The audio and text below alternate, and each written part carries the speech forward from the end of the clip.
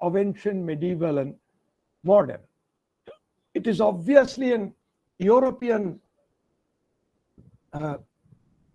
influence on non-European societies and non-European historiography. The term ancient, medieval, modern is problematic, and it lives for the three long periods almost without any change among them.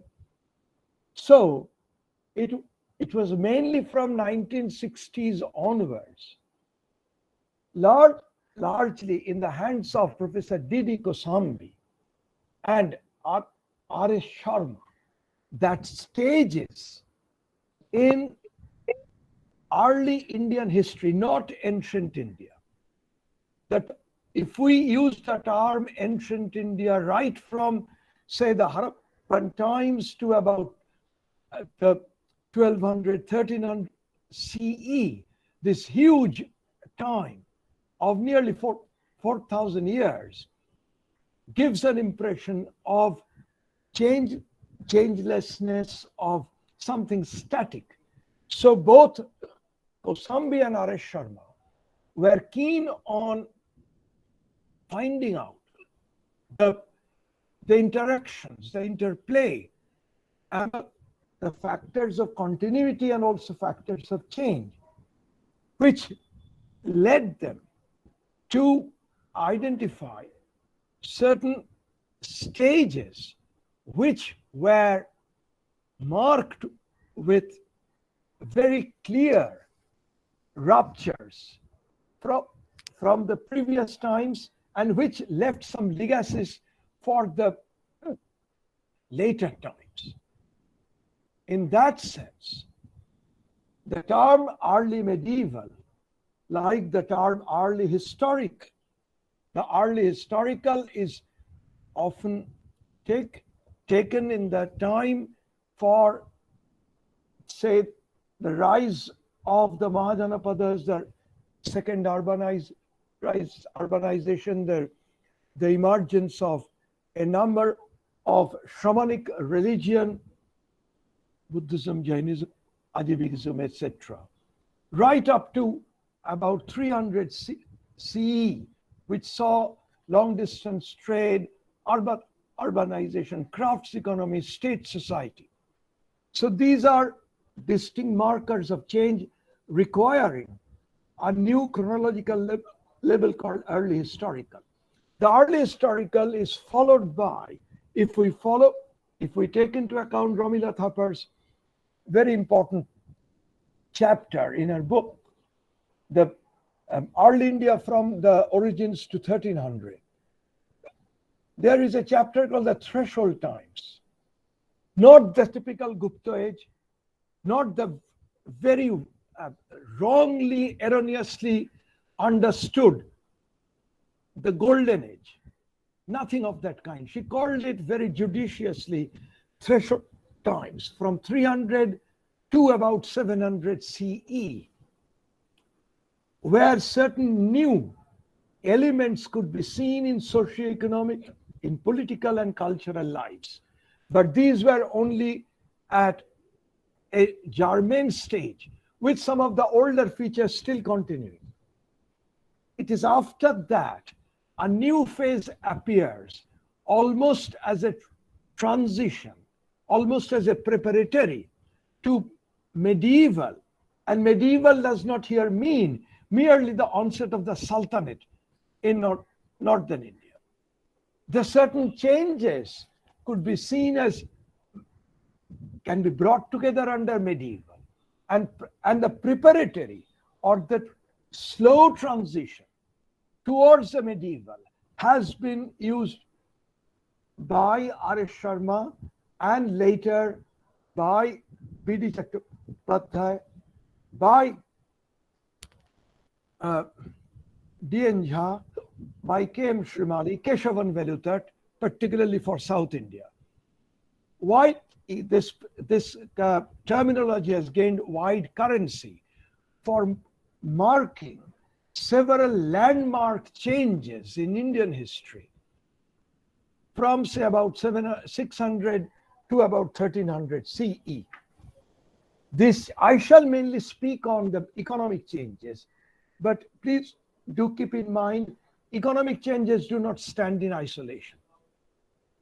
They appear in conjunction with society, with cultural activities, and in terms of political formation. And these are not isolated, they stand together. But I shall mainly talk about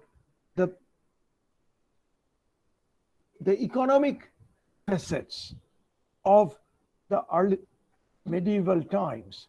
I shall mainly discuss agrarian and non-agrarian pursuits. And let me begin with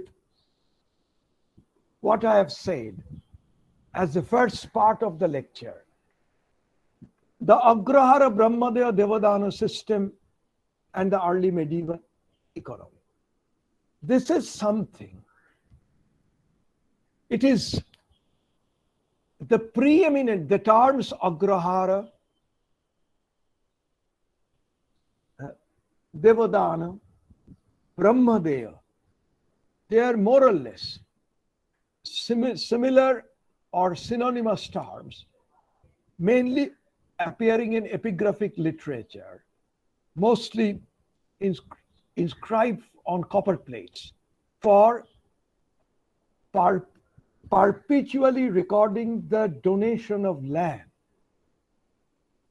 This is a pious act according to the Dharma Shastra norms. Usually, donation is not something new in early medieval India. If you go to the stupa of Sanchi, the massive, the wondrous stupa at Sanchi, there are 4 gateways which are richly embellished with sculpture. You can find the massive stupa. You can find the railing pillars. Someone had to patronize that. It could not have come out of nothing. Who are the patrons? Say at Sanchi alone, we have got very small 1-line, 2-line epigraphic records mentioning who patronized with gifts for the betterment of the Sanchi stupa. Out of 630 such inscriptions, only 2 or 3 are royal records. So the patronage came primarily, predominantly from the non-royal groups.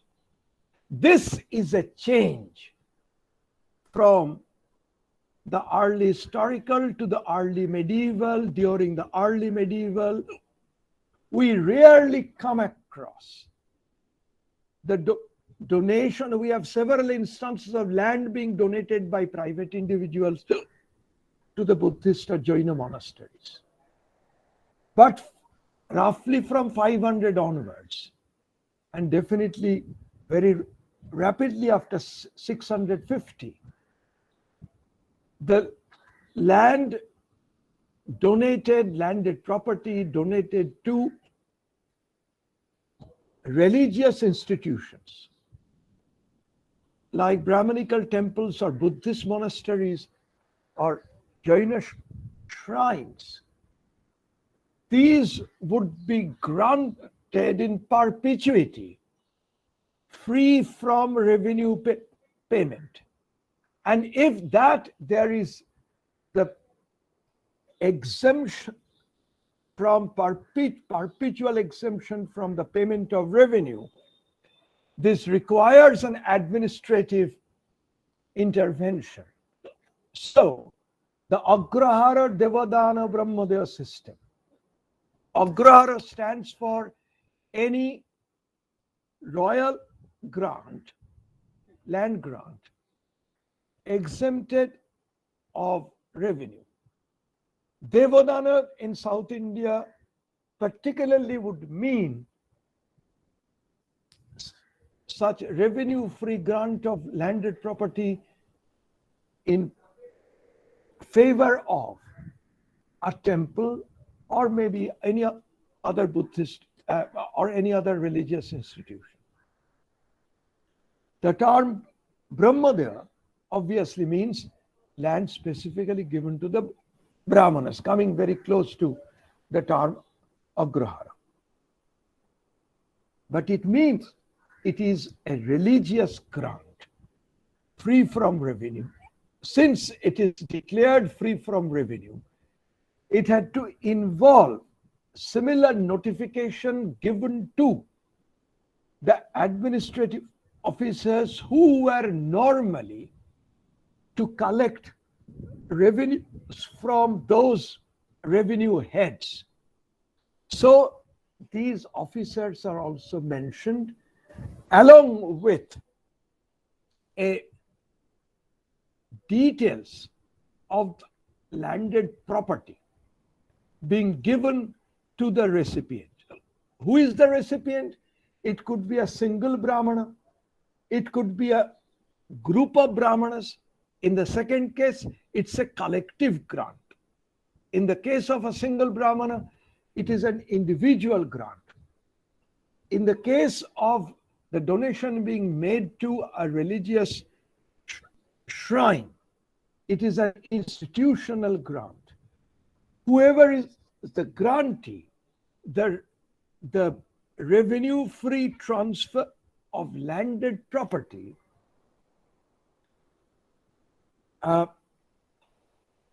leaves a clear impression that the recipients of these grants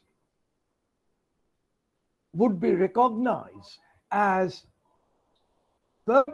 permanent and hereditary owner of the landed property endowed. This is a very major point. And therefore, we find the technical term of granting a plot of land or plots of land or even a whole village, it's exempted from revenue in the sense of bhumichhidra nyaya. That is, it is almost to the state exchequer a fallow land. It is no longer yielding any revenue to the state, but the revenue generated will be transferred to the donee, who are perpetual owners of the property and hereditary, because this is a transfer of full ownership of the landed property. Though in the case of the villages, it is not that the entire land of villages and all the villagers' lands are taken over by the Brahmana or the temple or the Buddhist Vihara. But in the case of the transfer of a village, it implies that the revenues of the village normally to be taken for the royal treasury will be transferred to the beneficiary of the grant. So this is a crucial difference. Now there are conditions. Mostly these are religious donees, and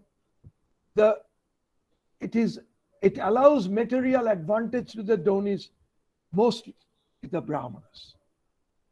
And donated area not to be entered by or praveshya, but by irregular police or troops, chatobhat. They will be also enjoying fines and sort of from petty and customary offenses called dasha aparadha. There has been a question whether the enjoyment of fines and debarring of entry of the keepers of law, does it mean that the religious donees would turn also into local level administrators? And this was a question posed by R.S. Sharma, particularly followed by D.N. Jha, K.M. Shrimali, Keshavan Belutat, indicating that brought in not only agrarian changes but changes in political structure, sowing the seeds of Indian feudalism, or at least a very decentralized, dismembered, fragmented polity. I'm not getting into that at this moment.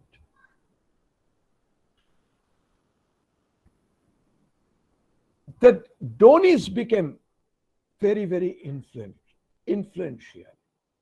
Their authority was enormous, no doubt on this point. Take, for example, in the 9th century copperplate record of the time of the Pala ruler Devapa, Nalanda monastery was added to its resources by the revenue gift of 5 villages. We know from the previous account of the Chinese traveler Yi Jing of the late 7th century that the monastery had already been enjoying the revenue assignment of nearly 209 villages. Now 209 and 5 makes 214 villages. Nalanda as a huge landholding body, therefore, is no longer a simple religious institution. It turns into a landed magnate. Obviously, they were enjoying vast stretches of land in their possession. It was impossible to cultivate the land by themselves, by the monks, and not even perhaps by the residents in the Buddhist monastery. Therefore, it is, and if it is the case of the Brahmanas are not to touch the plow. So who will plow the land given for the maintenance of the Brahmana or a religious institution? That brings the question of multi-tiered agrarian relationships in the landholding pattern, making it very complex. If the Dharma Shastras say that in the land, in the authority of the land, there is the Mahipati, who is the ruler at top, the Swami, that is the owner of the land or the enjoyer of the land, there is Karshaka, actual tiller.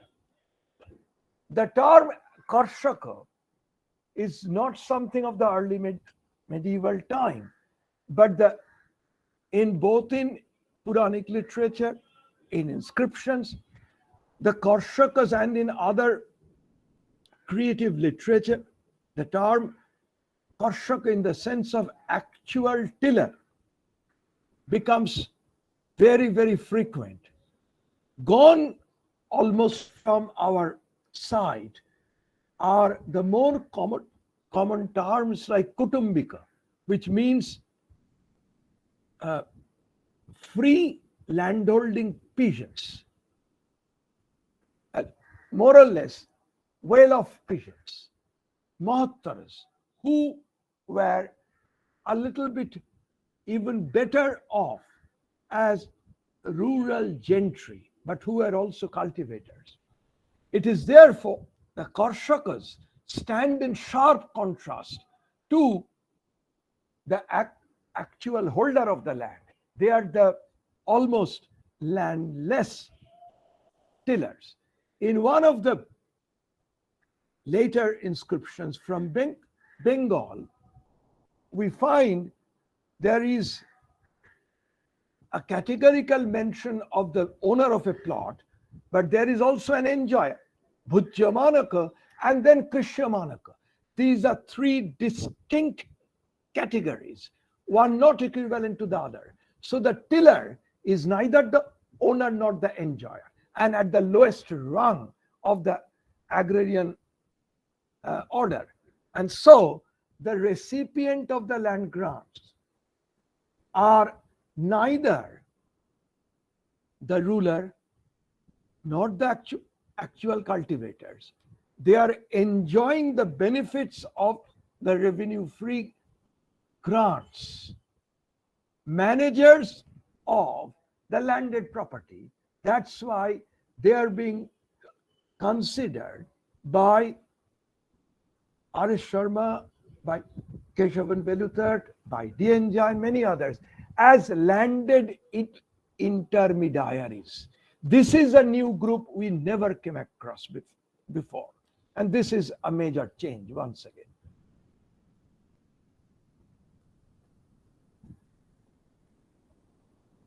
The point is, land grants became numerous, particularly after 800 onwards. There was hardly any area, but except perhaps Punjab and to some extent in Kashmir, no other area in the subcontinent was outside the scope of this land grant system. The point is, take for example, I have given the figure of the Rashtrakuta rulers in Deccan donated 1400 grants.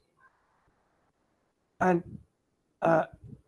in the Palas, the Shenas did that. The Cholas are very well known for their land grant records. In fact, in recent times, the largest of the Chola copper plate grants has been containing 84 copper plates, giving very detailed description of the land allotment. Now I would pause here for a moment. The point is, since land grants are given to the beneficiaries, it is the transfer of landed properties. Therefore, we find a very intimate knowledge, intimate image of the rural society, rural settlement. In this rural settlement, two factors are there. In the grant portion, along with the land given, there is usually at the closing part of the grant a very detailed description of the boundary markings, so that the landed property to be enjoyed by the recipient is without any dispute. It also is meant that there is no encroachment into the already existing landed properties in the same area. I'll come back to this once again. But along with that, sometimes when a village is given, the donee is given the right, but this is particularly seen in Bengal records. Landed property to the Brahmana donees is given with the grasslands, grazing ground till the very end of the village. Sasima, Trino, Puti, Gochar, Orianto. And with the lowland, with the highland, dry and wetlands, ditches and dumping grounds of the village. Now the point is, take for example, the grasslands, the grazing area. This is not anyone's personal property. This was held by the entire village community. I'm using the term communal landholding, not in the sense of today's very problematic use of the word communal, not in a religious dispute sense. In the sense of community, the communal holding of lands belong to everyone. The water reservoirs, water resources of the area belong to everyone. It did not belong to any individual. But with the royal grant, transferring the donee not only with landed properties but also with these particular resources enjoyed by the entire villagers to the other, to a single or several handful number of recipients would mean these earlier jointly used, jointly enjoyed resources of the village would be at least dominated by the specific enjoyer of the land grant. This was indicated long time back by Kosambi as a conversion of the community landed resources to feudal property. Once again, whether we agree or not to this description, we shall have to see the change. And what are the usual revenue terms? Bhago, bhogo, karo, hiranya. Hiranya does not mean gold. Hiranya means cash. Bhago is share of the crop. Samasta pratra, all kinds of any income coming from village would go to the recipient, including the other kinds of fruits and flowers, mango trees and samra madhuka, betel nut and coconut trees, tobacco, narikela, including salt panes, salavan, including fish and tortoise. This is particularly seen in the case of Odisha land grant, Samatsya Sakachapa. So not even the aquatic creatures are outside the rights of the single or a group of individuals or a temple-like institution. And with that, the donee could extract involuntary labor called vishti, unpaid involuntary labor, which is definitely a very repressive system. It's an extra-economic question by the author. This is also granted by the text. One thing is very clear. If one goes from earlier to the later grant, say around from later, I mean 100,000, post 1000, 1120, 1150, 1220, you will find the names of the revenues which would go to for the enjoyment of the donee are increasing. We do not have statistical details, except if we go to South India where there are massive number of land grants. I'll come back to that later. But one can even finger count how from the inscriptions of 7th century, say up to 900, and from the post 1000 AD scenario, the number of revenue terms are galloping. And that's why in many of the Sanskrit records, the term for tax at least is recognized as a pida. It's an affliction, it's a torture, it's a pida. When the ruler says that the recipient brahmana or a recipient brahmanas or the recipient religious institutions is exempted from all pida, sarva pida parikrit, paririta, parihar, chut, rihai. It does not mean that taxes are being exempted. Taxes are being collected in much wider scale with much greater severity. But the resources are not going to the royal treasury, but it is transferred for the enjoyment of the recipient of the land grant.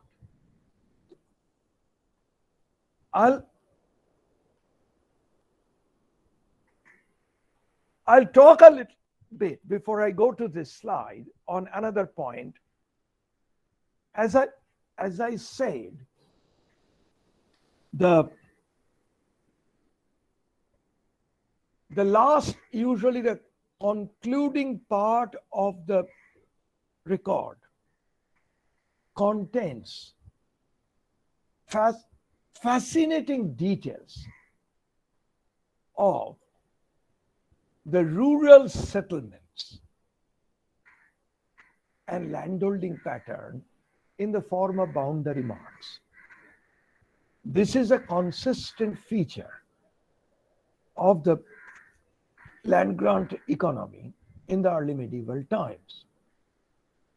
And the pioneering scholarship on this came from the study by B.D. Chattopadhyay in an apparently very slim book, Aspects of Rural Society and Rural Settlements, Aspects of Rural Settlements and Rural Society in early medieval India. He takes 3 sample zones, largely based on inscriptions, one from the Gangetic Delta, one from the much more arid region of Rajasthan, and then the plateau region of Karnataka. The point is, it shows how settlement came up and rural settlements came up in very large numbers. What are the specificities of the dwelling patterns? The clear demarcation of the habitable vastu area from the cultivated area called kshetra, which is far differentiated from the grazing ground gocharana.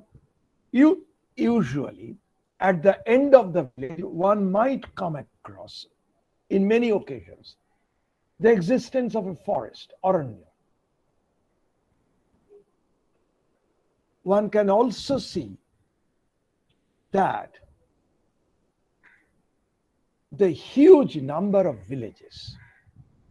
Now, where from these villages were coming up? We have to take into account that most of the land grants were allotted by rulers to the benefit of the religious beneficiaries in very large numbers in hitherto non-settled areas. That's why the settlement pattern comes very in a very prominent manner. Take, for example, Rajasthan. This is a relatively dry, arid area. It could have been manageable with pastoral activities. How come there are so many villages? In Bengal, but particularly in the low-lying areas of the eastern part of the active deltas, how many villages? Take also in the case of the Kamarupa region, in the dense forest of Kamarupa.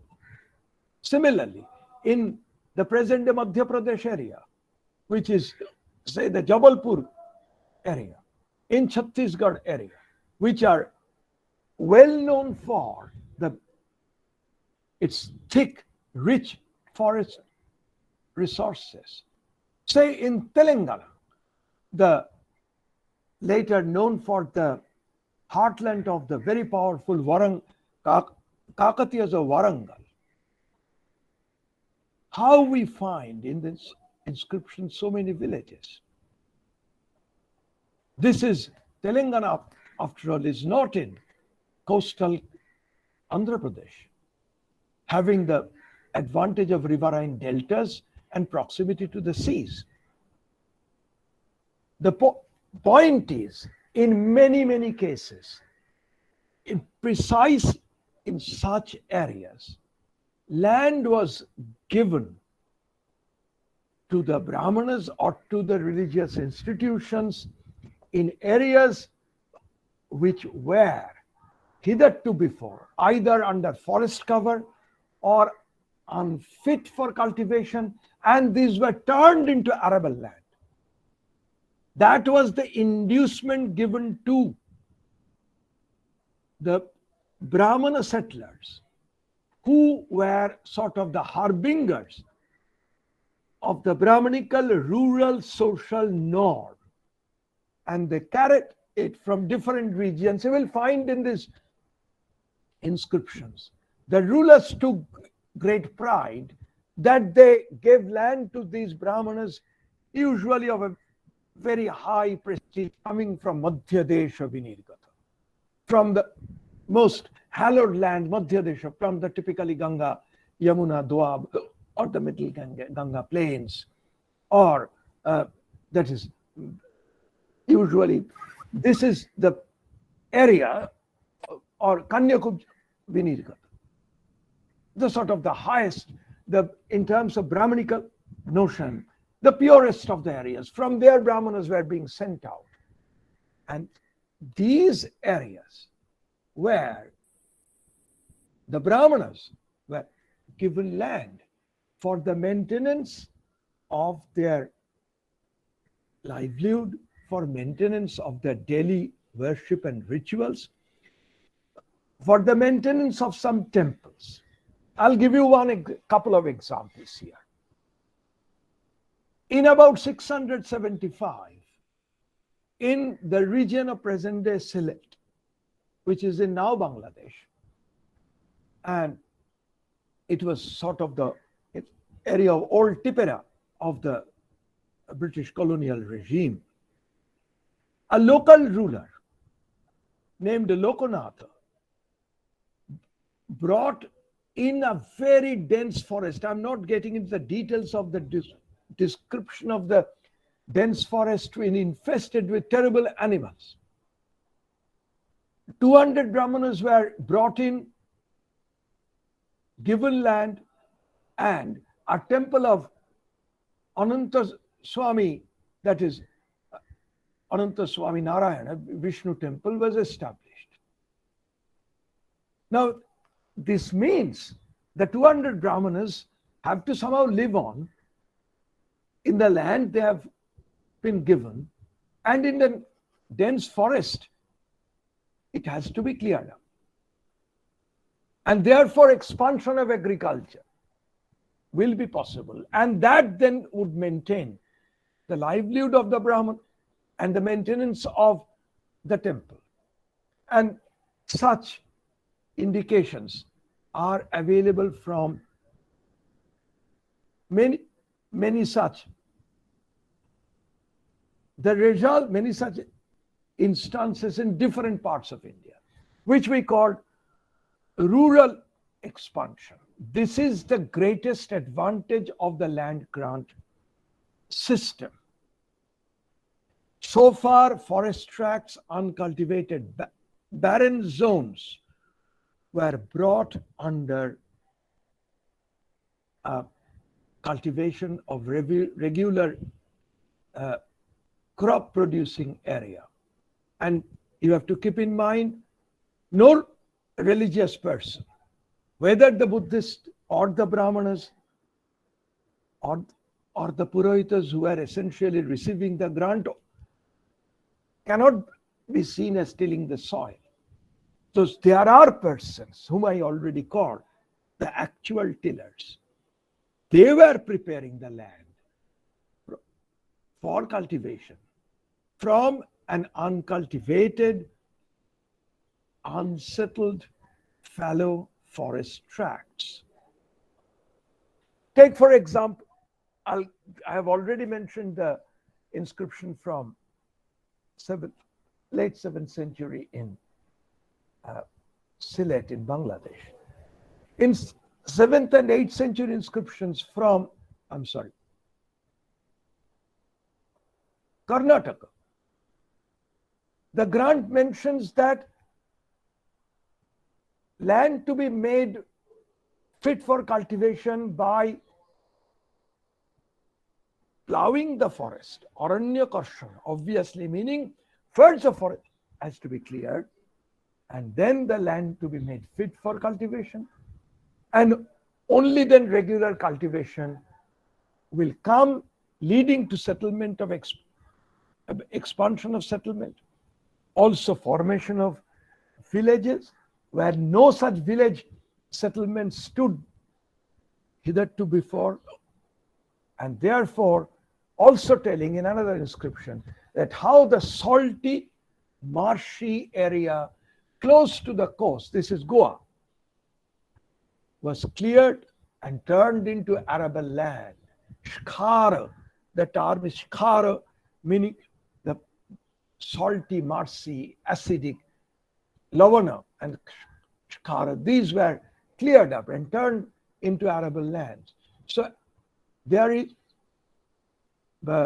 already I have mentioned this inscription of some Lokonath of 675. I'm not getting into the details.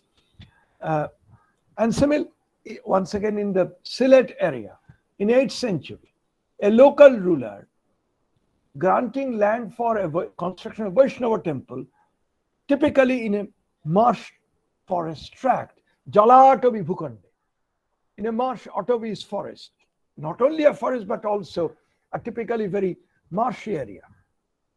Obviously means that resources are to be availed of from agricultural sector by the expansion of agriculture. This is the most important area. What happens when really such situation takes place? I'll cite two such cases. One once again from Srihatta in Bangladesh. This is 10th century, where a Brahmapura, a Brahmana settlement, a huge settlement, in this case, in an inscription of 930, I'm sorry. It says the local ruler Sri Chandra created or designed, Parikalpya, designed a massive settlement of 6,000 Brahmanas. We are not sure whether really 6,000 were brought, but at least 36 Brahmanas, maybe they were leaders of the Brahmana group, have mentioned by name. Okay, but very large number of Brahmanas came in. It is so large an area that 3 existing districts were combined, which means there is considerable administrative reconstruction. This is the feature of the land grant. It brings in economic activities, religious, cultural activities, social life, and plus the politico-administrative authorities' presence. It gives not only the description of the very large Brahmana settlement, but it also, as I have been always telling, the Brahmanas don't do any work, no physical work. They don't do any manual work. They are enjoyers and actually the managers of the landed property given to them. So after all, where the resources would come up, who will serve the Brahmanas? And that list comes fascinatingly in this record. This is a Brahmanical motto where were employed many crafts groups and service groups for rendering services and benefits both to the shrines and to the Brahmanas. I'm giving you a list. Blacksmith, potter, leather worker, barber, washerman, female attendants called chetika, various types of musical ornament instrument players, professional groups like astrologers or accountants called ganakas, scribe or kayasas, architect, sthapat or navakarmika, physician, vaidyas, physician or vaidyas. There were also, it's a motto, not merely a temple. It's a complex where Brahmanas are residents, very large number of artisans, craftsmen, and varieties of service groups, including servants who are called karmakara, different from the blacksmiths who are karmakara. These are two category groups mentioned here. Along with that, there are regular teaching facilities. There are teachers along with the students whose maintenance are to be provided. So agrarian resources will favor the maintenance of these diverse groups, including the care of the guests. The term in this inscription is very interesting. Apurva, who comes without any notice. That is Atithi, that is the guest. Even for them, provisions were kept. And where from the provision would come? It is from the landed resources. And in this area, same Sylhet, please note, that's why I mentioned the case of Sylhet earlier.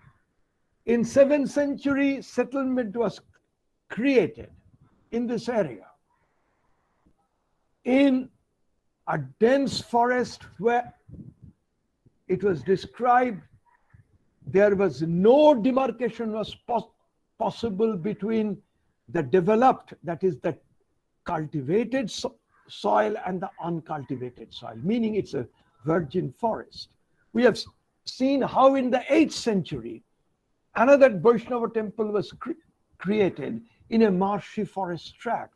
In 10th century, a Brahmanical settlement with the typical Agrahara system was given, but now availability of not only agriculture is but a very diverse types of artisans, crafts groups, and service holders, including servants and maid servants.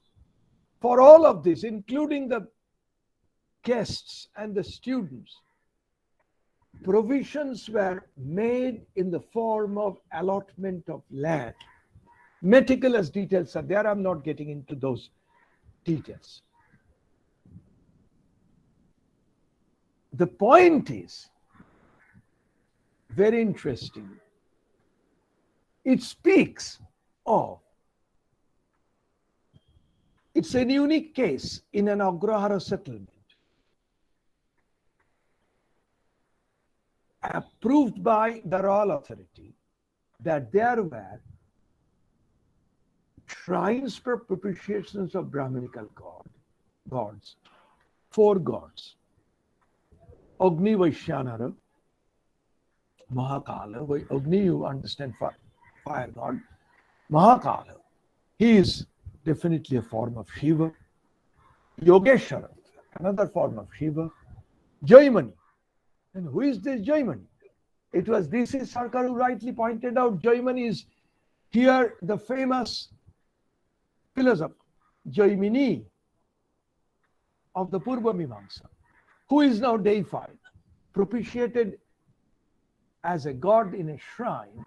But most interesting, this is the most complex part of the record, that the 4 identical divinities were propitiated in 2 different sets of shrines in the same Brahmapura.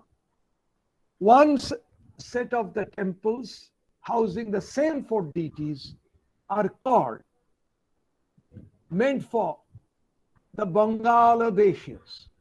Bangladesh is present day the area of Borishal, lower part of central Bengal Delta, Bakhrganj, this area in Bangladesh. And where is Sylhet? It's not this part about, you have to go through Assam. So people of Bangladesh have gone there. There is one set of temples, shrines with the same gods are meant specific for the Bangladeshis. And the other group of shrines having the same four divinities are meant for Deshantaris, for outsiders. The Bangladeshis are definitely outside, that there cannot be local people in Sriharta, Sylhet, in Bangladesh. And there were other outsiders. It appears there is no religious difference. They are propitiating the identical divinities in the same Brahmapura, but could not worship the same divinities at a single place. They needed two setups, which is a distinct hint to some kind of a tension among the two outside groups, probably brought into this area for several long time to populate, with possibly some inducement of land grants, but now some material differences came up. Maybe the sharing of the resources, we do know. But there is no cause of any religious dispute. The gods are identical. The overall complex is the same, premise is the same, but they could not worship the identical gods in similar place, in the same place. So there appears to be a socioeconomic tension even after this land development within a well-established agraha, requiring the separation, the segregation of shrines for the worship of identical divinities. This is something also noticeable in the very recently discovered, in the largest Cholo copper of the time of, I think it is of Rajadhiraja, about mid-11th century, 1052 to 1055, if my memory does not play foul with me. It has been wonderfully edited by Professor Y. Subbarayadu. Normally, we find in these copper plates a very long preamble where the ruling dynasty and particularly the reigning king are heaped with praises, very hyperbolic prashastis or eulogies are offered. Then come what I call the business part of the record, the land settlement statements. Here it is the reverse. It is so large a settlement record that the maximum space of the 84 plates of largest Cholo land grants coming from the heartland of the Cholo state consists of the land allotment system. The point is, like the Brahmapur in Sriharta of the early 10th century, this mid-11th century largest Cholo copper plate grants also speak of the transfer of many Brahmanas from different parts of the Cholo realm, from not merely from the core area of the Cholas, but from intermediate and peripheral part of the Cholo state, the far-flung Cholo state, indicative of the authority of the Cholo rulers in reallocating premier Brahmanas close to their heartland. This is an interesting aspect also of the early medieval economy connected with polity, the very close nexus between the Brahmanas and also religious institutions and the powerful, formidable regional political authority. But what is striking in this land grant in the Cholo land grant is the concluding part of it. Usually, at the very concluding part, one comes across several verses. While the Prashasti section is often in high-flown, ornate court poetry, the business part, the mundane part of land settlement is usually in prose, whether in Sanskrit or in Tamil. Once again, the concluding part in Sanskrit is often in the form of a few benedictory verses, suggesting that nothing is more laudable, that nothing is more pious than donating land to the Brahmanas. This is something almost reproduced, seeing the Dharma Shastra elements. And then comes also what is imprecatory verses, some kind of a hoshiari, a chetavani, that one should not do this, that you cannot take away the already donated land. One who does that will rot as an insect, creamy, in Morocco for 60,000 years, etc., etc. I'm not getting into the details.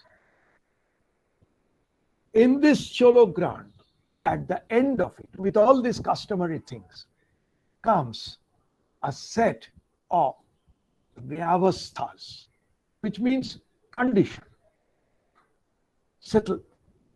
But actually, this is an admonition, hoshiari, a caution, telling some persons, particularly the lower social order, the admonition, the cautionary statement is meant specifically for the lower social order, including the pariahs, that they, to enter this donated village of so many Brahmanas only through certain restricted areas. If they are found caught stealing, they are found doing toddy trapping, if they are found defaulting on the payment of taxes, if they are found on stealing, they will be punished, beaten, and beaten to death. This is something quite frightful.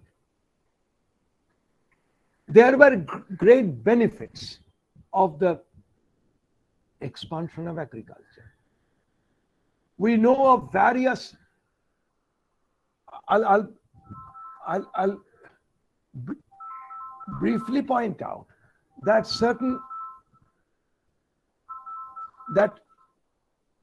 just a moment, that certain areas and certain crops definitely improved. Take, for example, the well-known Sanskrit lexicon of 12th century mentions a particular type of paddy called kodranga. This kodranga in a 7th, 8th century medical text was considered as a very poor quality of paddy, kudhanya. Now by 12th century, it is seen as sudhanya, fine quality of paddy. Obviously, there is improvement. There is definitely, take for example, even Rajasthan records, the apparently dry, arid regions of Rajasthan were yielding both summer crops and winter crops Kharif and Rabi, including paddy. Obviously, there is improvement in agriculture. And there were, apart from cereals, that is apart from paddy, barley and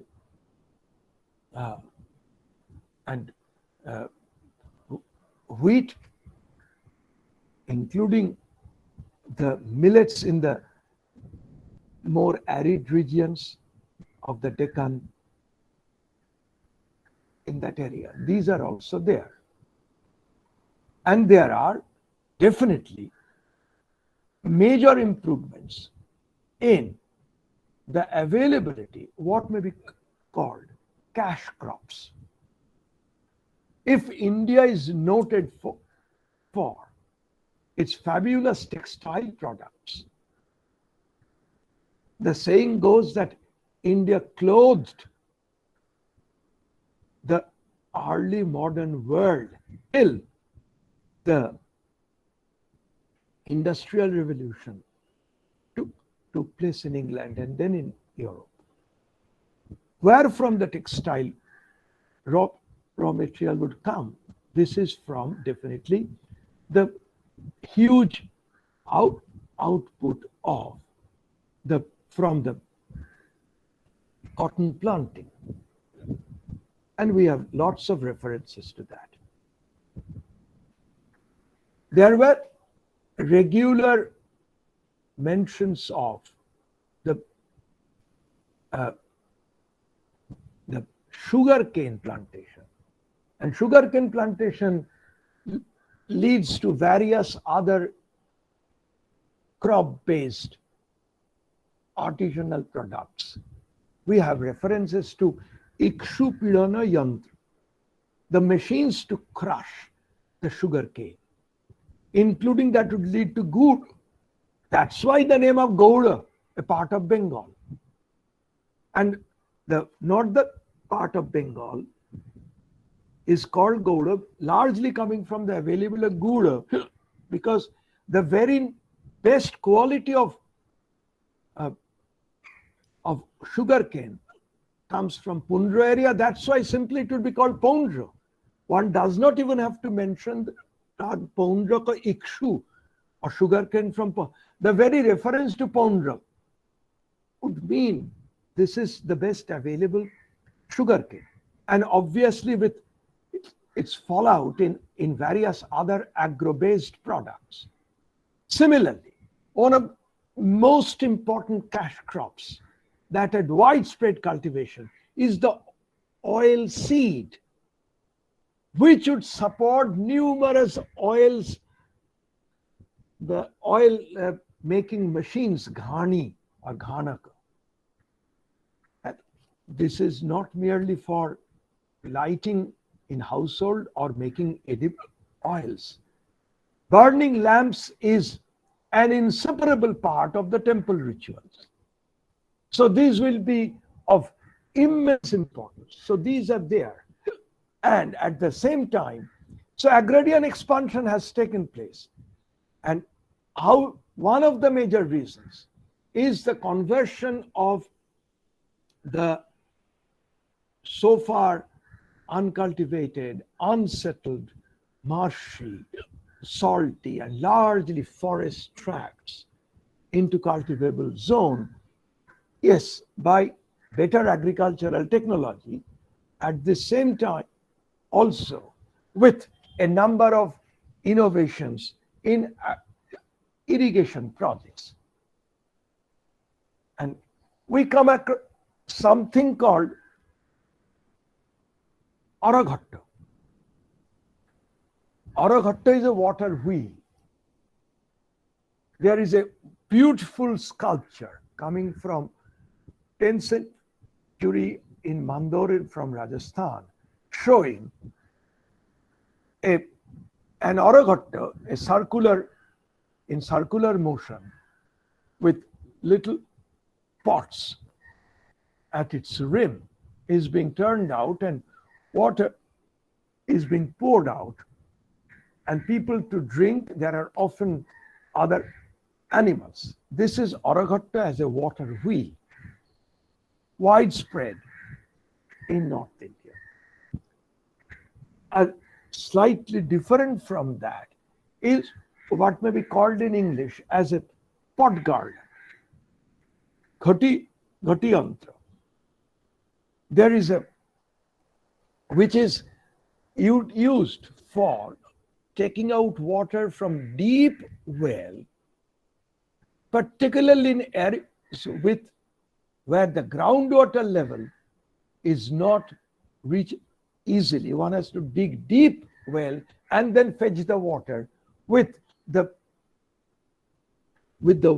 well having a string of ghatis or pitchers, and it would look like a garland. That's why it's called pot garland. And at least one such classic description is available in this inscription a little bit early, around 532, that pot garland was attached to a fine well called satkupa. And how it is it's in a deep well, how it is rotating, its rotation is like that of a bangle, balaya parigati, and it is bringing out pure water like nectar, amrita sama.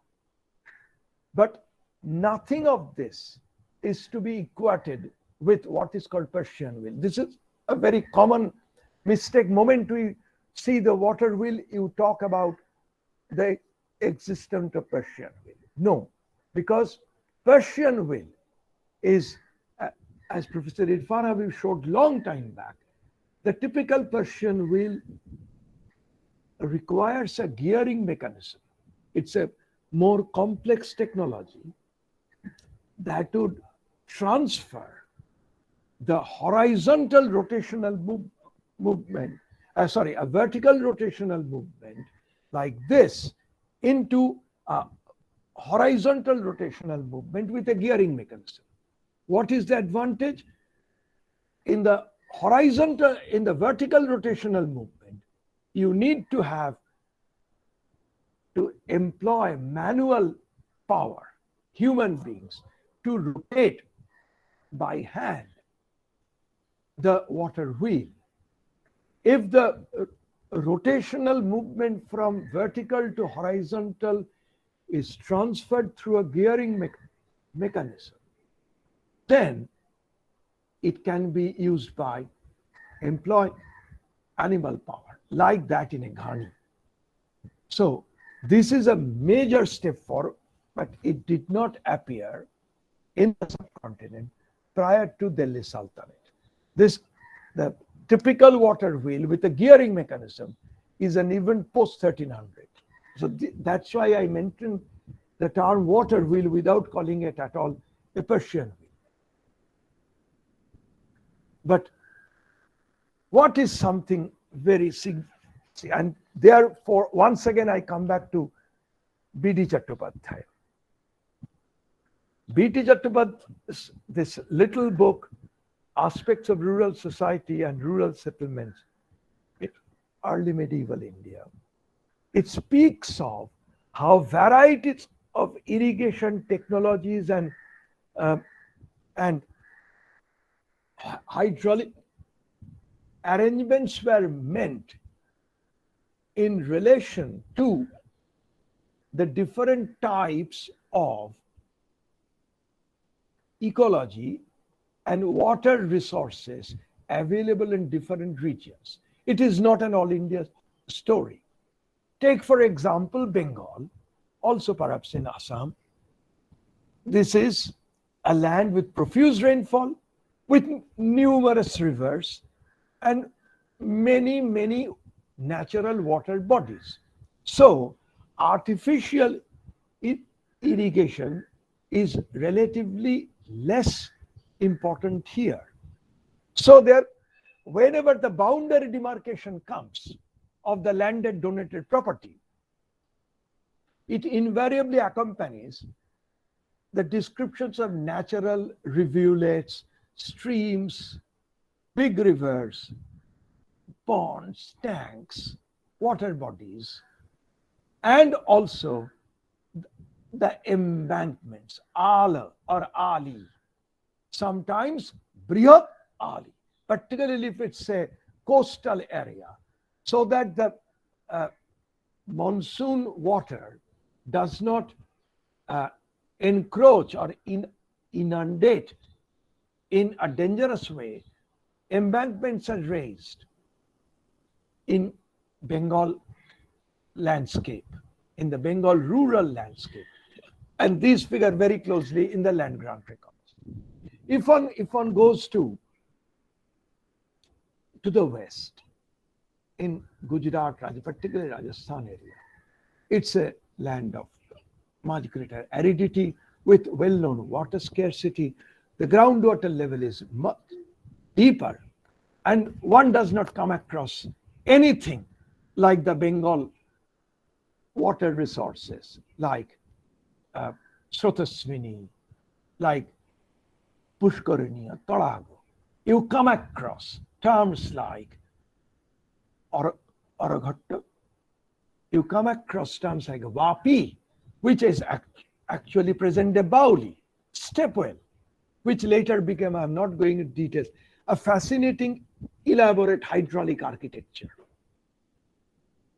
drawing water from a very, very deep well, going very deep into the ground. And the word Vapi is derived from a Sanskrit of Vap, which means sow. So this device is largely meant for agricultural usages, which is now called Bauli, Bapi, Bavi, Bauli. If one comes to Karnataka, which has some rainfall, but it's a plateau area, but not as much of rain as you have in eastern part of India, and there is no river of Himalayan glacial origin, therefore little availability of perennial rivers. So the plateau area has a number of kere or gere tank. Chain tank irrigation usually dug according to the pattern of the plateau formation from the upper level to the lower level. That is, when the rain comes, the tank at the upper level is filled up, overflows, and then goes down to fill up the tank at the lower level. It's called chain tank irrigation. It is no replication either of Bengal or of Rajasthan. And the Chola and the later also the Pallava, Chola, later Pandya records are replete with references to the resources of a number of important rivers, particularly of the eastern part of South India. The cases like the Godavari and the Krishna, the Penna, the situation in Kaveri, Vaigai, Tamraparni, where river water was utilized by digging irrigation canals with sluices and also excavating very large tanks with sometimes sluices to control and distribute the water in the reservoir. In the case of the peninsular and South India, one has to remember rainwater is extremely precious here. Unlike North India, there is no Sindhu, Ganga, Yamuna, Brahmaputra, Bhagirathi type of rivers coming from Himalayan glacial origin. So the entire irrigation base for agriculture is the proper storage and distribution of the rain-fed irrigation system. These gives a further boost to the agrarian output, which has improved a lot. But one of the most significant parts of the early medieval scenario as a whole is regional variation. This regional variation is seen in the crop pattern, is seen in the different utilization of irrigation device in terms of the ecological differences from different regions. But at the end, we have to state who are the beneficiaries of these improvements. If we look at the Puranic descriptions, if we also pay attention to the imprecatory verses or the Vyavastha-like very strict rules uttered in the copper plates and also in the Dharma Shastra, the poverty of the peasant is a recurrent feature. How much benefits these improvements and spread of agriculture, I can say with confidence, agrarian expansion in early medieval India reached an unprecedented degree. Nothing comparable like this was achieved in earlier periods of early Indian history. But still, yet, what was the actual benefits passed on to what we call the Karshakas, Halikas? Look at the term, literally the plowman. Where are gone the well of peasants like a Kutumbik or Mahattaram? Where is gone the fairly well-off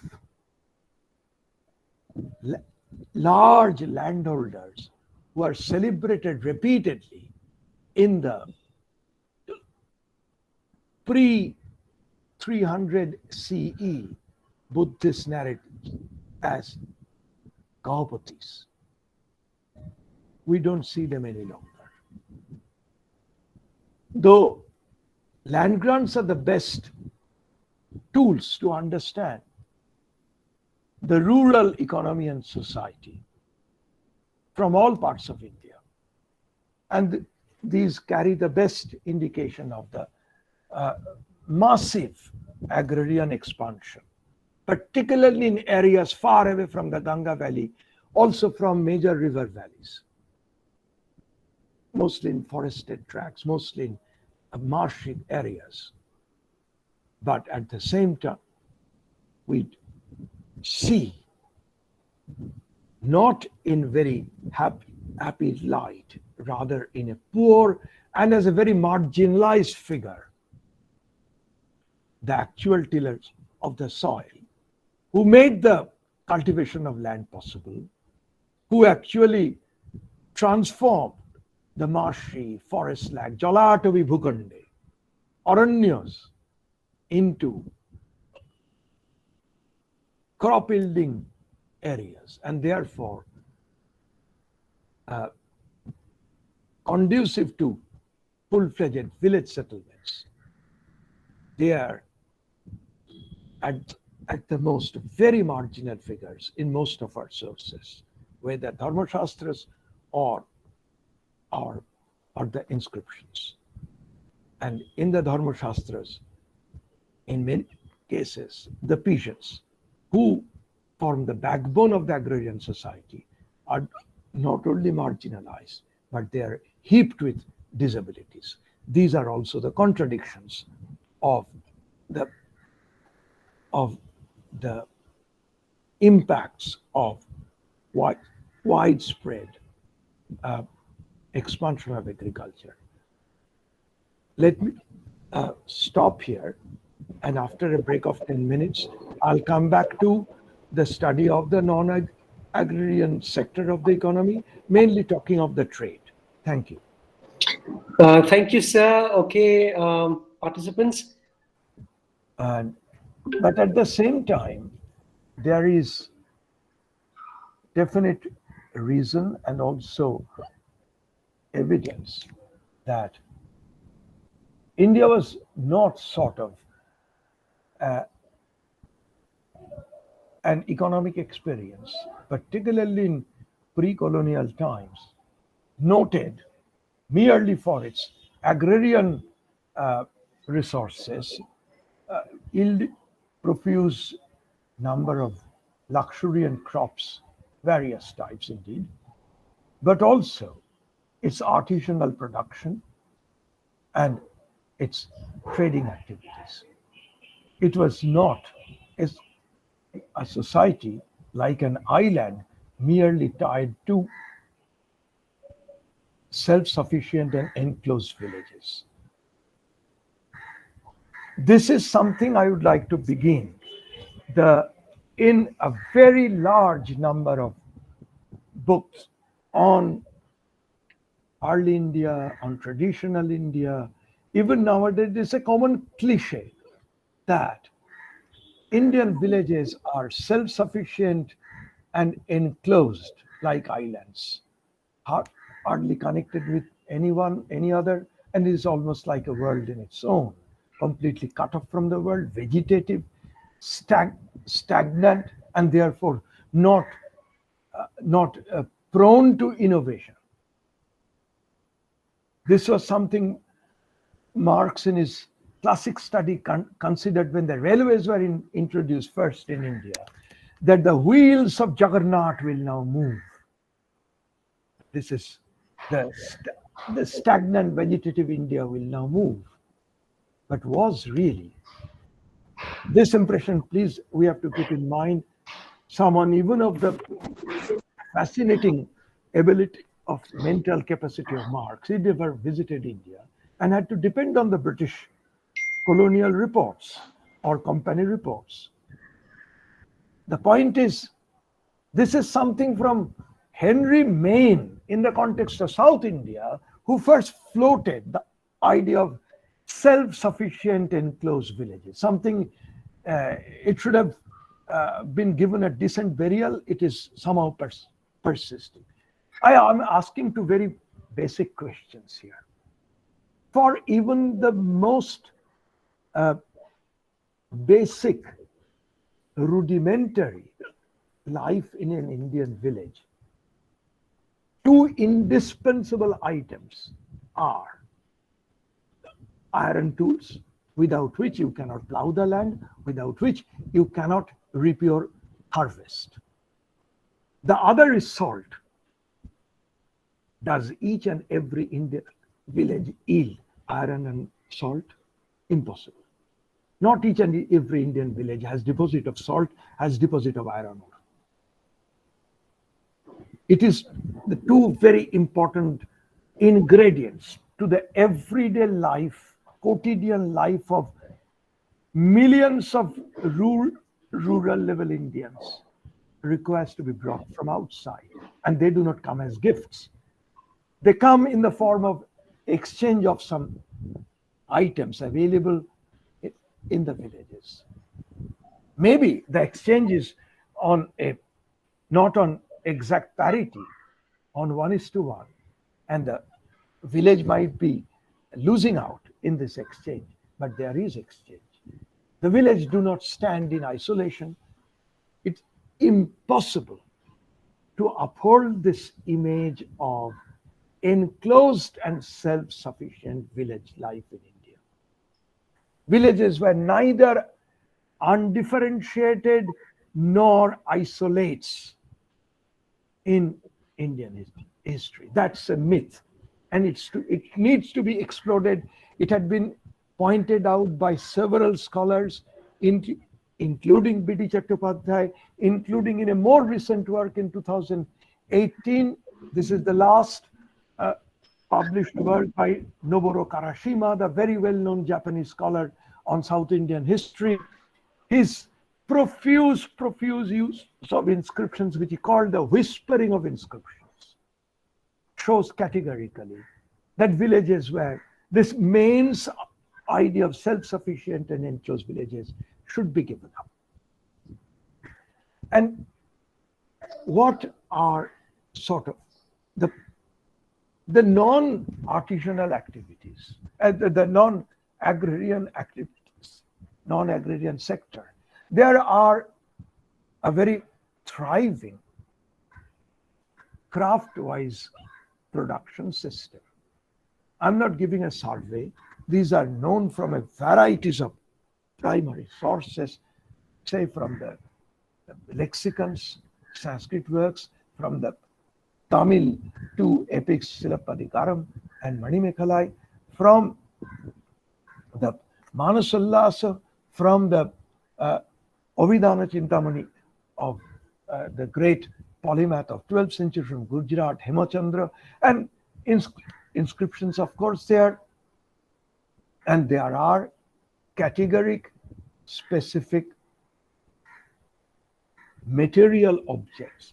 Take, for example, the iron beams at the Gundicha Badi in Puri in Jagannath Dham, built in 12th century. The regular use of bronze, both as utility objects and both as ritual objects, particularly in South India, the famous bronze images. This metallurgy requires the amalgamation of both the copper and tin.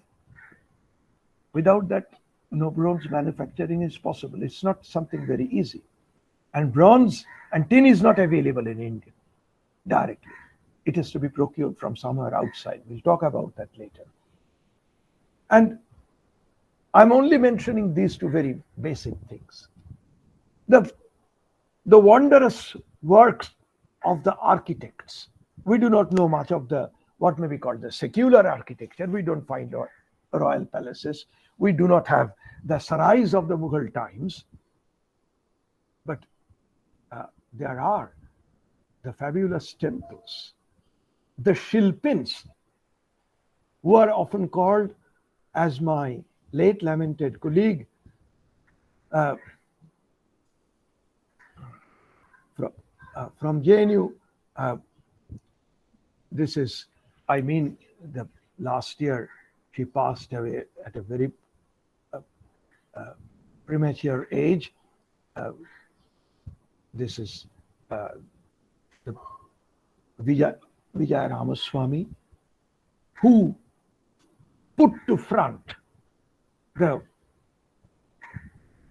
concept of Vishwakarma, the master artisan, the artisan community as the Vishwakarma, and how they propitiated Vishwakarma, the cult of Vishwakarma.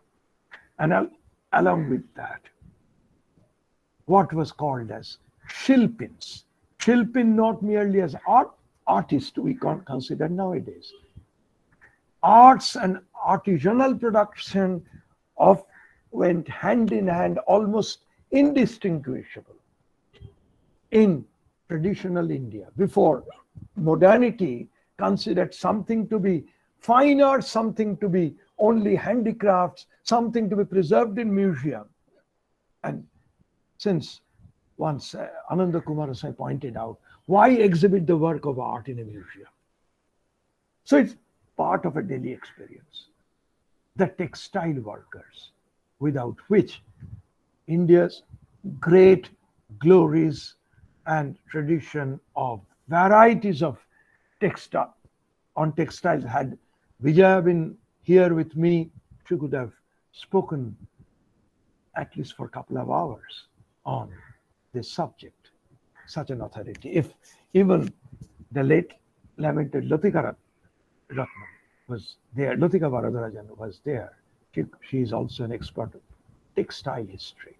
Some of the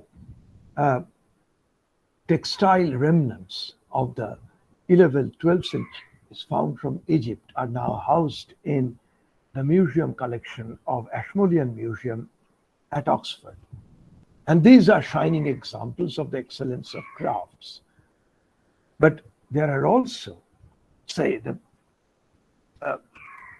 architect, as I have mentioned, called the Sapati or the Navakarmika.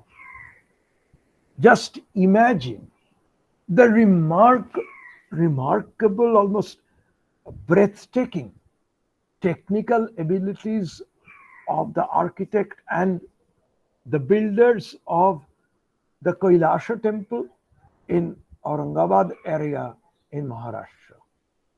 It's a monolithic temple, unlike the great Brihadishwara or Konarak temple or the great Lingaraja temple or the Khajuraho groups of temples.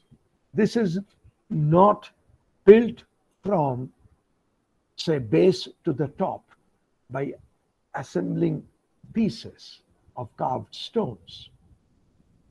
The Kailasha temple is carved out of live rock, almost scooping the ice cream from an ice cream cone from top to bottom, and with fabulous, simply mind-boggling engineering feat.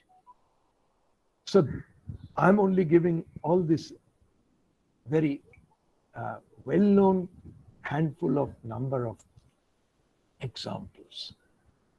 And the numerous cases of the artisans who made the oil pressing machines, the harness, the stone workers, the leather workers, charmakar, the salt maker.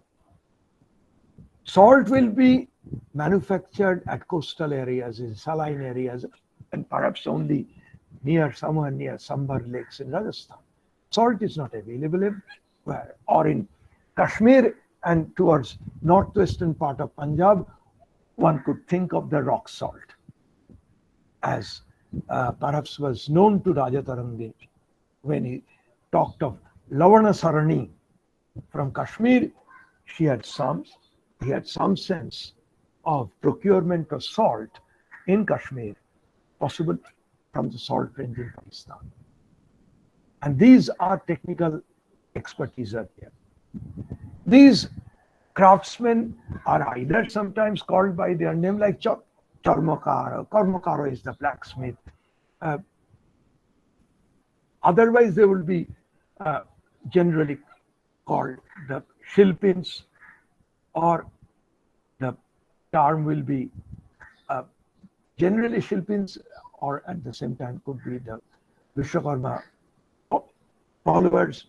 There are also fairly well-established crafts activities, usually at urban centers, of wine distillery called Kallapalam, and Sanskrit records also in South Indian Dravidian Tamil literature, also in a little bit later the Malayalam,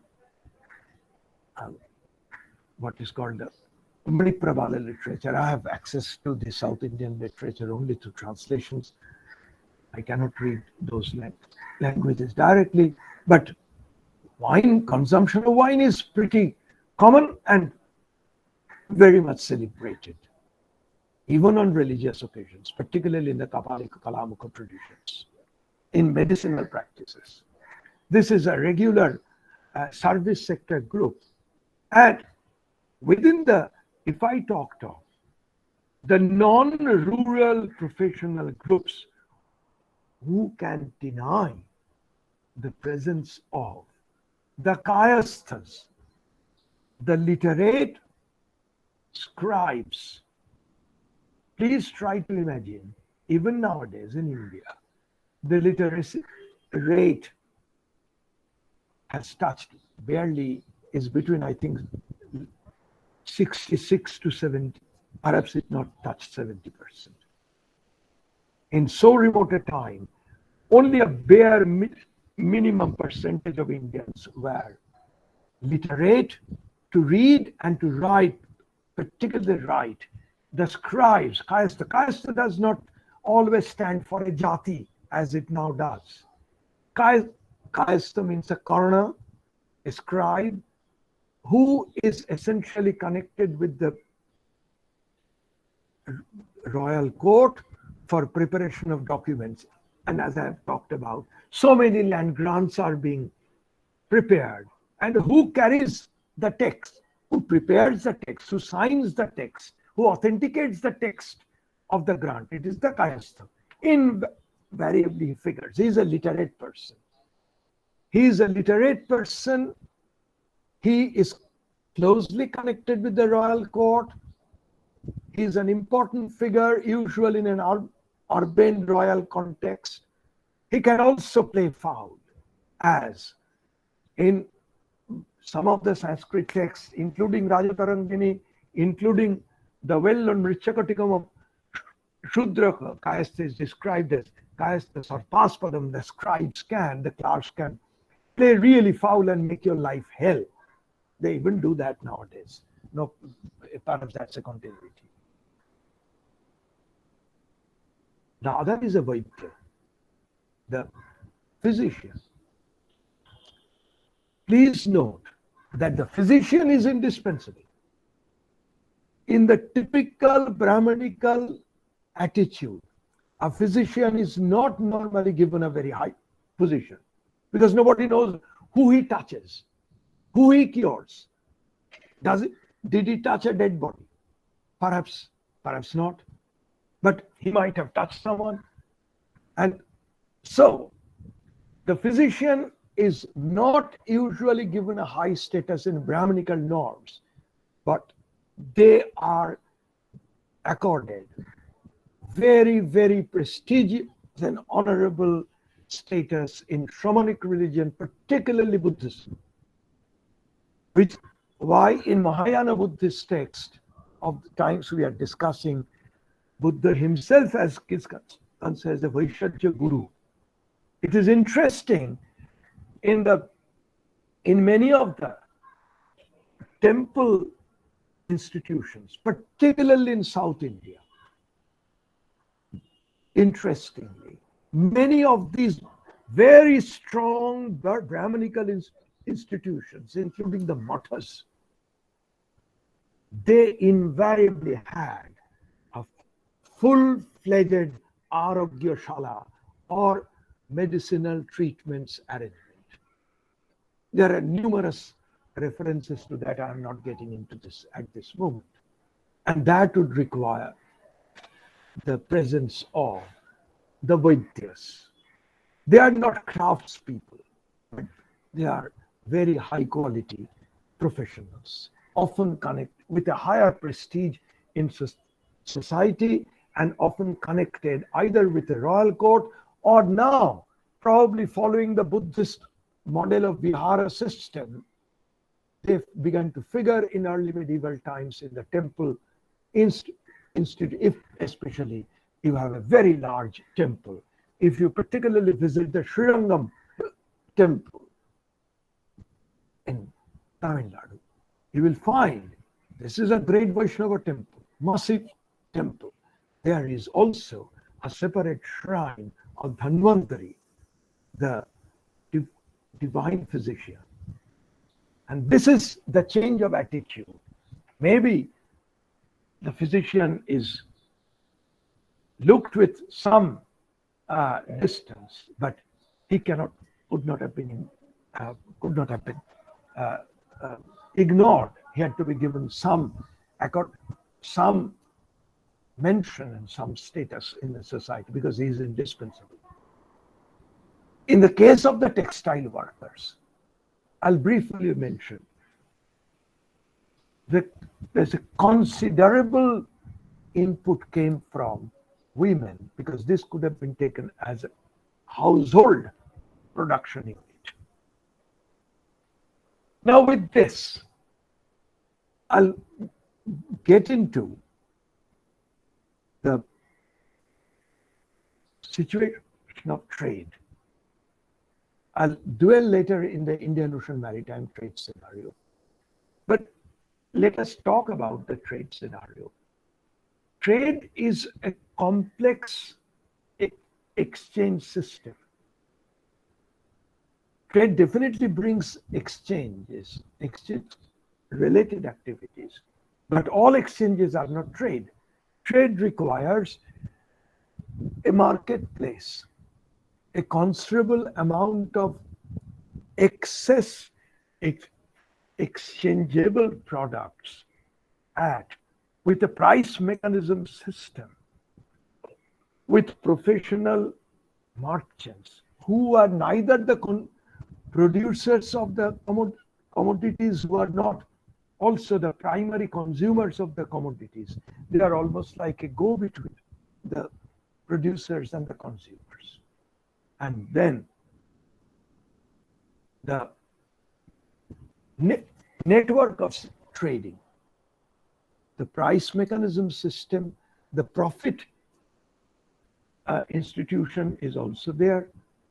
There is some kind of political setup, administrative system, because trade would yield like taxes from the agrarian sector, what is called shulka. In South India, it's called shunka.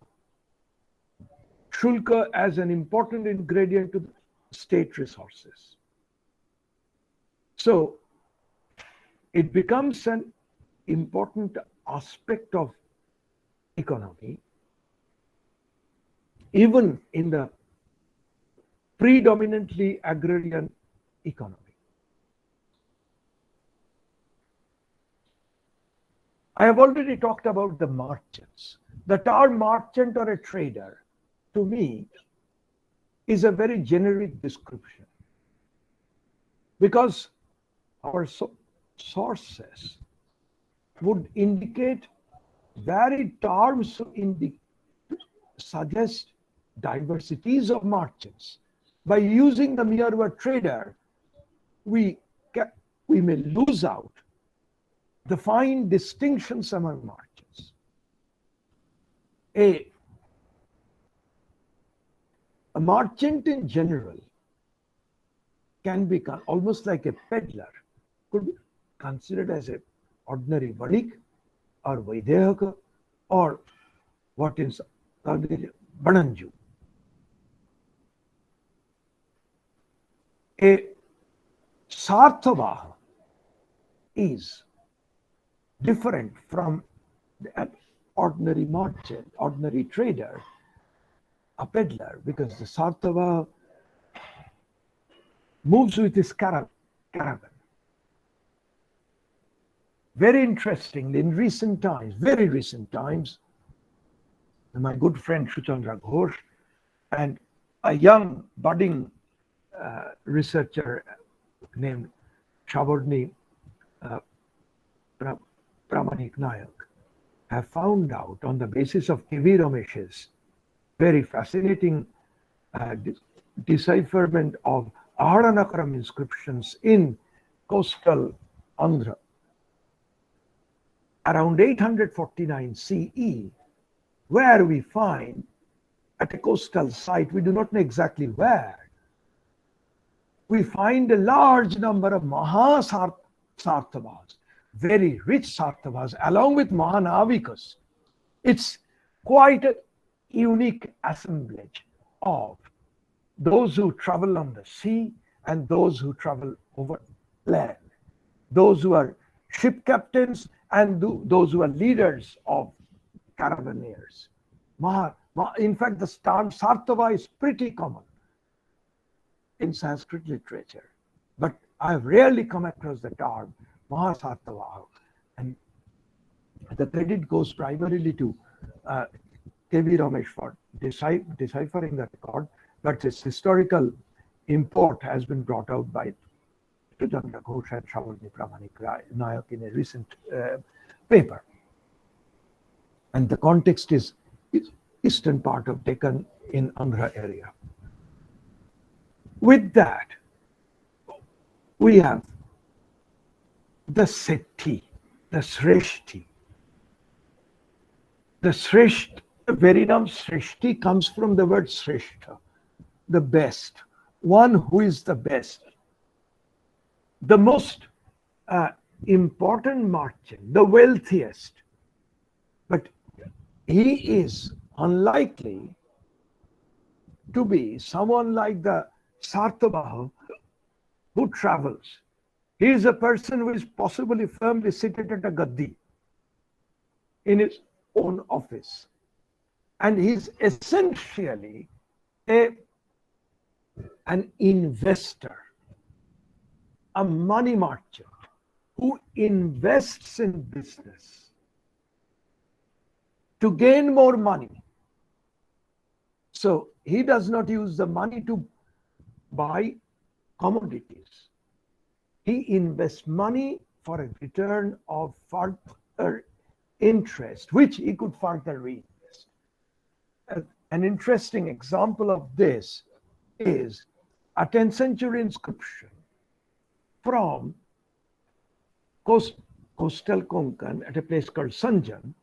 It's almost at the Gujarat and northern Maharashtra border area, where I'm making a very brief comment on the context, because this information without context makes no sense.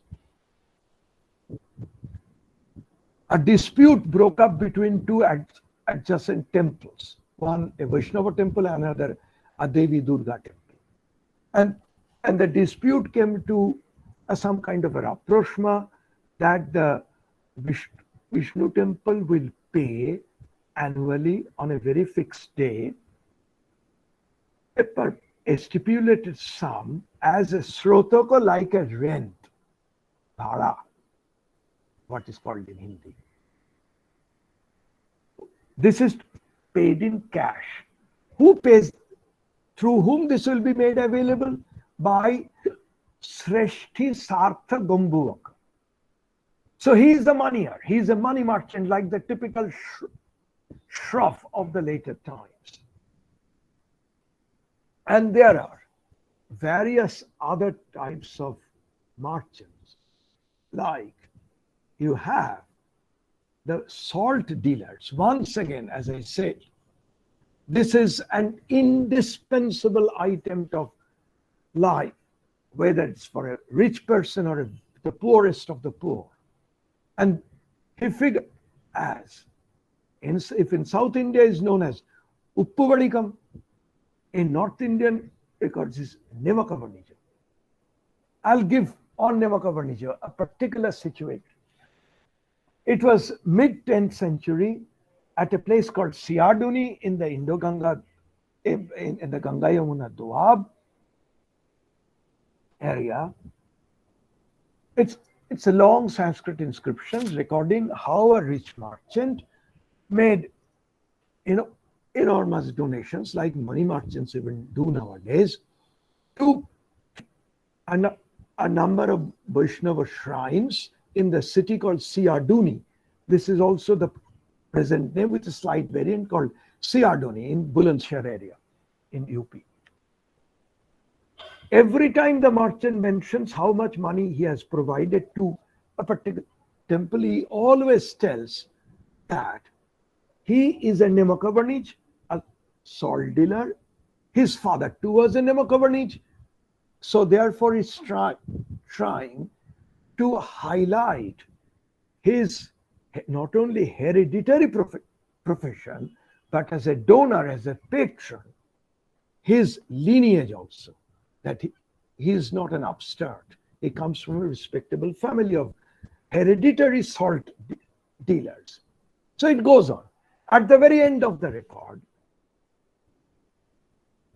he says, I so-and-so, son of so-and-so, have thus given in total so much of cash to these temples. And there suddenly he switches to the term Nemaka Jati.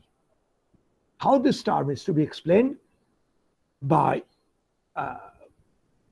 taking recourse to the Dharma Shastras and finding out which Dharma Shastra would give a fictional account of how a Nemoka Jati is born out of some permutations, combination, Onuloma Pratiloma marriage between unequal castes.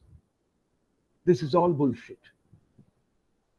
The person is a very rich person.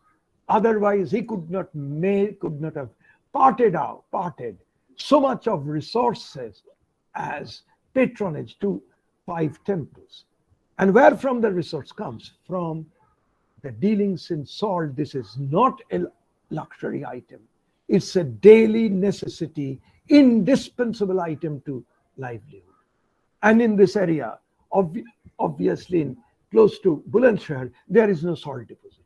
So he is bringing salt from somewhere else, possibly from Rajasthan, Sambhar Lake area, or he has suppliers to give him the supply of salt.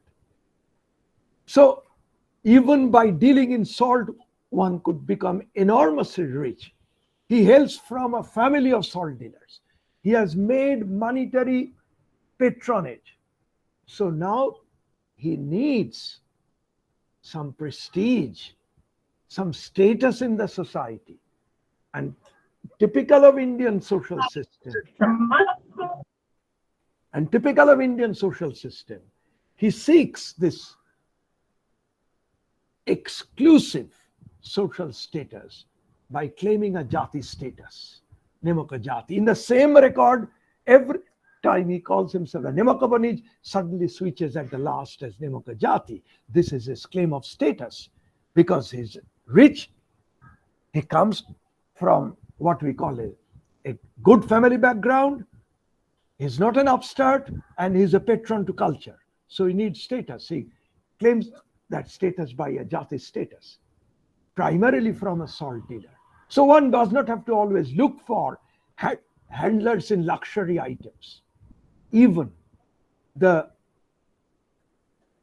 most basic staple items can generate enough profits because the consumers of, say, diamond, of excellent muslin, of the choicest of spices, of the exquisite carved ivory, can only be most upper crust of the urbane clientele. How many? 100, 50, 150? But the demand for salt, the demand for similar other staple items, has immense demand cutting across social layers. So the bulk may lead to some kind of a better profit, and that may lead to the further patronage, as happened in the case of this 10th century Nemoka Banij. There are several other, there are cases of similar dealers, like the horse dealers. There are horse, I'll bring it that once again to the Indian Ocean scenario. Horses, particularly war horses, is in good quality is not available in India. Never it was available. It had always to be brought from outside, either from Central Asia, which Ziauddin Barani would call Tatari, or from the area of the Punjab, flat plains towards the northwest, which was Mulki Buldashta, Buldashti horses, and sometimes brought overseas, called Bahari, sometimes from the mountainous regions of the northeast, almost bordering northern Myanmar, southern China, Yunnan, Bhamu region, which is called by Barani as Kohi, mountainous horses. The worst type of horses are the Tattu, who has got the Tangan horses, worthless, as Barani said, they're not fit for entry into the royal stable under Alauddin Khalji's stable. So good quality war horses always a problem and had to be imported. And then there are many cases of horse dealers. I am not going into details. And horses would bring. These were covet items, prestige items for our army, for cavalry purpose. It's also a show of prestige. It's an equine culture. Not everyone rides a horse. It's only the economic elite and political elite who could ride and possess a horse. So it's a marker of status. And therefore, you have varied categories of horse dealers. And one such horse dealing group comes in our light through an inscription of 850s from Karnal area, from Pehwa. Ancient name was Prithudaka. In the very famous Kavya Mimamsa of Rajashekara text on poetics, and Rajashekara says, from, that is beyond Prithudaka, starts Uttarapatha, the northern part, linking Punjab to the northwest and then towards Central Asia and Eastern Iran. And at Prithudaka, in the mid 9th century or close to it, 34 horse dealers assembled. They are not telling us anything about what prices they got, what profit they made, but they're making donations obviously out of their trading gains. They are giving their names, what the areas they are hailing from, so the networks of horse dealers can be very categorically seen. I'm not getting once again into the details, but the specifically mentioned as horse dealers at a Ghotaka Yatra. Yatra is not travel. Yatra means mela. It's a kind of a fair. The annual fair would occur every year at more or less the same time, where the horse dealers would arrive. Interestingly, a few of the horse dealers have Brahmana names, like Sharman, Swamin, or Bhatta. This is almost sacrilegious, because all the Dharma Shastra, Manu, starting from Manu, would say that no Brahmana shall under any circumstances deal with animal trade. This is a clear violation. And it is not something exceptional.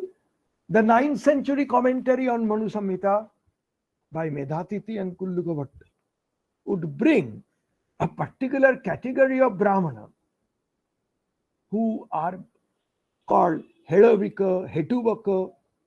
These terms are given only in the comment, meaning these are Brahmana horse dealers. So Brahmanas too understood the lucrative aspect of horse dealing and joined the business without caring for what the great Dharma Shastras of authorities had pronounced. If you needed money, you have to do all these things. So, and the lure of money is more important than the Dharma Shastra dictums. So these are a completely different category, because these people are not breeders of horses. They are not users or consumers of horses. They have a linkage with the pastoral horse breeders who are never seen in our sources, who are hidden from our sources, but whose presence can never be doubted, because without the actual pastoral breeders of horses, not in Haryana, but in possibly the grasslands of northern Punjab or more arid areas of northwestern Pakistan, or even in the Afghanistan areas, these are the typical breeding grounds of horses, where it is the specialist pastoralists who breed the horses, and then they provide the link to the specific horse dealers. Okay. So these are the categories of merchant. So the blank term merchant, if we just use the term merchant, will rob us of the variety that is available in the sources. Otherwise, we shall turn a blind eye to the sources. If there are varieties of merchants, there are equally varieties of marketplaces. There are, of course, many of the markets are located at the cities, and there are important cities, and at many places of pilgrimage, at least on annual pilgrimage occasion, there would naturally have commercial exchange related activities. But 3 or 4 particular varieties of new marketplaces coming up. But before that, I must also say, we often come across the term hatta in Sanskrit, which in Dravidian language becomes adda. These resemble the present rural haat, widely known in Eastern India, also in Hindi. I'm not sure how it is spelled in Dravidian language group. The rural haat, which meets only periodically, but on distinct days in the week, maybe once, maybe twice, like that. These are rural level exchange centers. Then above that, we have some kind of a middle ranking marketplace, the like of which we never saw before. It's only in the early medieval times it is more apparent. Let me put, which I don't do normally, the cart before the horse. This kind of middle tier market centers resemble a bit with what we are more familiar like Kasbah and Ganj in the medieval times. These are called in North India, but particularly in the western part of the Ganga Yamuna Doab, in Haryana, definitely in Rajasthan, profusely in Gujarat, at Mandapika. This is present-day Mandi, the large wholesale trading mart, often of agricultural commodities. The term Mandapika would mean only, literally mean a covered market, mandapa, a pavilion. Epigraphic literature and also the well-known 15th century text from Gujarat, Lekhapaddhati, would bear out the vital role of Mandapika in Western India. You go to the Deccan, you don't come across any Mandapika. They have taken the form of Pentha. In the inscriptions from Deccan, particularly of the Kakatiyas of Varangal, some of the texts, also very regularly in the Vijayanagar inscription, you will find Pentha, Pinta,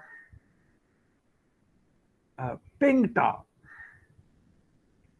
These survive in what we come across very often in the Deccanese as marketplaces, not rural marketplaces, not markets in a very large urban center, what is called Pet, Begum Pet, Kazi Pet, Narayan Pet. And if you go to Pune, you will find places called Shanivar Pet, Budhbar Pet. Yes, pets are there. These are, and if you go to further south in the Chola areas, you will encounter neither a Mandapika nor a Pet, at least in our period. you will come across what is called Nagaram. Nagaram does not mean it's near synonymous with Nagara, that's the urban center. Nagarams are connected with what is called the level of Nadu, in particularly in the Chola area, in the Coromandel, in the Kaveri Delta and Kaveri Valley area. Nadus are agglomeration of individual villages. It's a supra-village tier of administration. Usually, you will find a Nadu with a Nagaram. So, these are supra-village trade exchange centers. All these have the common character of standing above rural marketplaces and below the very large urban trading activities in between. That's why I said it's like Kasbah or Ganj of the later times. And in fact, they act like a hinge between the rural level main production area and also the large urban markets. They act as the in-between, as is a crucial component in the integration of the rural world and the non-agrarian, particularly the urban consumption. I'll give you an example. I'm drawing upon the classic study of B.D. Chattopadhyay in Rajasthan, known largely from inscription. It's about a village called Naddula. In inscriptions of early Middle Ages, of about late 11th century, Naddula figures as a grama, but a peculiar grama, a village but with some peculiarity. It is described as that it's a village in conjunction with 12 villages, Dwadasha Gramya Naddula Grama, in association with 12 villages. It appears that perhaps Nadu had a location of almost like a node among 12 villages. Could be these villages were more or less equidistant from this node. Please keep in mind that in the earlier discussion we spoke of agrarian expansion. If there is agrarian expansion, there will be the possibilities of exchanges of surplus agrarian products. And then, in some of the 12th century records, Naddula figures no longer as a grama, it figures as a Naddula Mandapika, a mandi. From grama it has emerged to a mandi, Naddula Mandapika. Then it turns into a Mahamandapika and enlarged, because obviously its operation and its range both have enlarged. So it comes into Mahamandapika. From there, it turns into a Nagara, an urban center. And finally, it becomes the seat of power of the Chahmanas of Nadol. Naddula is present in Nadol in Rajasthan. So, as I said once again, villages, despite this repetitive statement that these are isolates,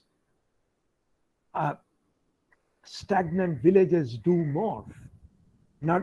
Nadol, thanks to B.D. Chattopadhyay, has come before us in its morphing character, its vibrant character, from a grama to a mandapika to a mahamandapika to a nagara, then or it is possibly as a pattana, and then stands as a capital of the Nadal Chahmanas.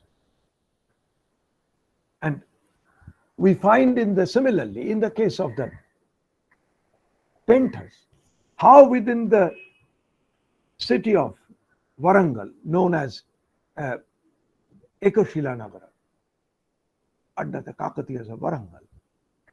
It had at least, within the urban center, at least 6 pentas. So pentas can remain in the smaller areas, in semi-urban, semi-rural areas, but can also accommodate within a very large urban area, including the power center of a regional or political authority. It can happen. So, and if you go, I'll be very brief now. If you go to the region of Bengal, which is essential deltaic area, you will see nothing of these 3 types. You will suddenly come across, say, I'm speaking mainly in the sector of present-day Bangladesh, because this is the active Ganga Brahmaputra Delta zone. And there the rivers play a crucial role in the making of this kind of settlement. From about late 7th century to about 10th century, we have 4 epigraphic and quite exuberant description of a place called Devaparvat. Devaparvat is present-day Lalmai region of the Mainamati Kumilla region in the Trans-Meghna zone of Bangladesh, what was in ancient times called Samatata. The very word Samatata would mean flat coastal plain lands with many, many rivers. And there we find the name Devaparvata, which was a political center of the local Deva ruler, of the Ratha rulers, of the Deva rulers, of even some, it under the occupation of the very powerful Chandra ruler. It was a political center, but it shows it is encircled by river Kshiroda, on which hundreds of boatmen were plying their boats. The navigability of the rivers turned this apparent political center into a riverine, inland riverine trade center. This is typically seen in this case of the delta region of Bengal. And then in 971, another inscriptions close to present-day Dhaka reveals a peculiar name called Bangasagara Sambhandarya. The name Bangasagara, Sea of Bengal, which is obviously the precursor of English name, Bay of Bengal, is quite clear. That Sanskrit term Sambhandarya would mean a place where proper warehousing, bhandara, is possible. Obviously, it is a trade center, but the place is close to Dhaka and has no connection with the sea directly. It is a riverine trade center benefiting from the inland riverine network that gives its connection to the Bangasagara. That's why it's called a Bangasagara Sambha. It's a very peculiar way of describing neither a rural area, it is not described as an urban area. I would call it very generally as a non-rural settlement. And then, late in the 12th century, almost before the Turkish invasion of Bengal by Bakhtiyar Khilji, Sena inscriptions tell us a peculiar name endings to pick some places, both in West Bengal and mostly in what is Bangladesh now. It's called Choturaka, like Betadda Choturaka. What is this Choturaka? Is it like a chalk? The word Choturaka gives an image of something four. Is it located at the crossroad of 4 roads. It is as a junction of 4 roads.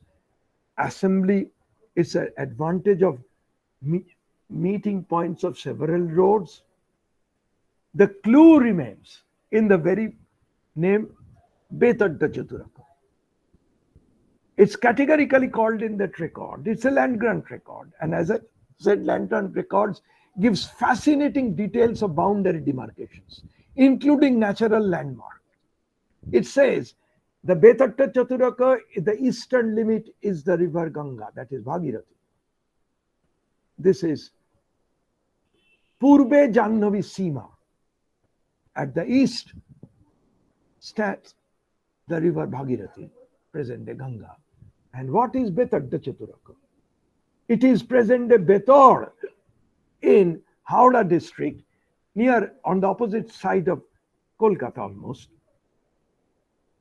This would figure in the Portuguese record of 16th century as Bator, B-A-T-O-R-E. Extremely significant because very large Portuguese ships would not be able to get into the interior port of Sadgaon or Saptagram. And they would anchor their big ships midstream on the Ganga at Bator, and local smaller vessels, the typical dinghies, would ferry people between Sadgaon and Bator and do the riverine trafficking. So in Bengal, you don't come across anything like the Mandapikas, Pentha, Nagaras, but there are the typical riverine trade centers emerging in the early medieval period. These are not very great port cities. These are small places. And Bangasagar Sambhandariyaka is possibly identified with Savar, which is now only a suburb of present Dhaka. So I have talked so far about varieties of merchants, varieties of marketplaces. And this allows me now to get into a quick survey of the Indian Ocean, where I shall show some images. Let me try it.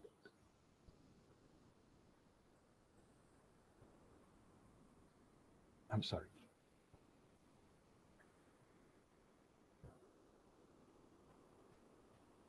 I have to show it's share. I have to. Yes.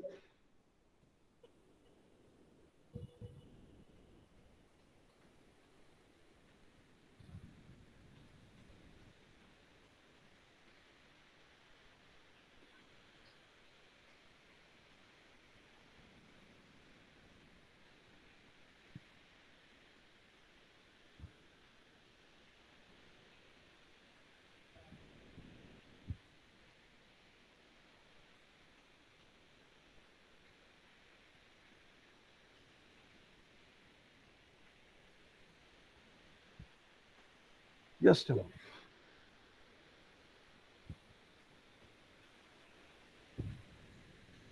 I'll come to the slide.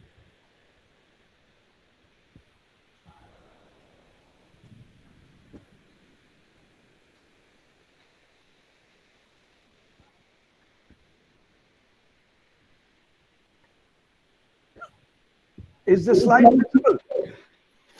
No, sir. We can see the screen of your laptop, not the slide. Let me once again try.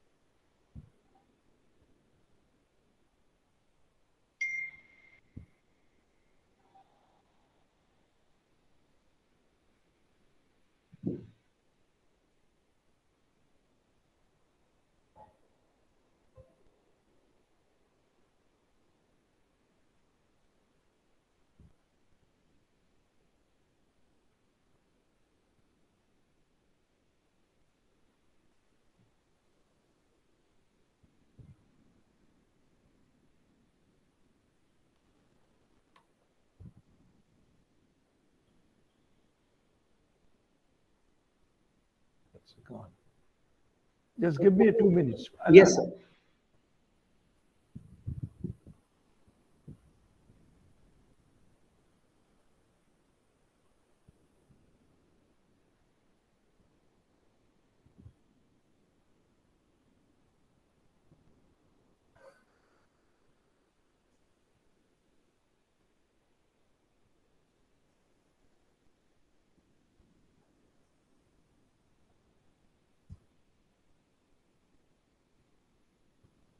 Is it visible now?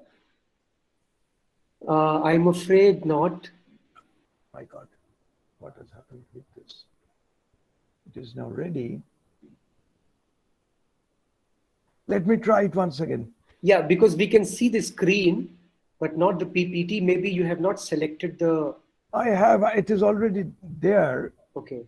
on the desktop. So you have to go to the sidebar and then select from there. If the PPT is open, then you have to go to the side bottom bar and then. Okay. I'm very poor in this kind of things. It happens, sir.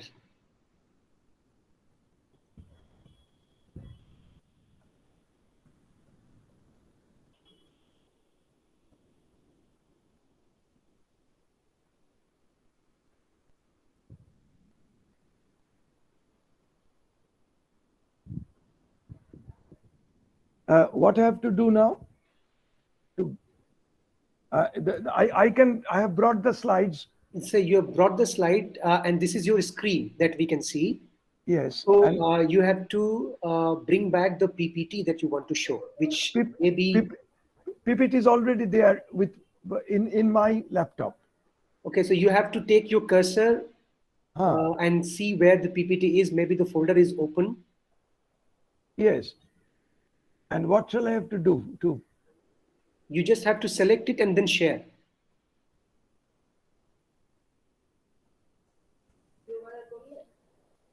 Does it show anything? Not yet. Not yet. My God, I don't think I should waste any more time.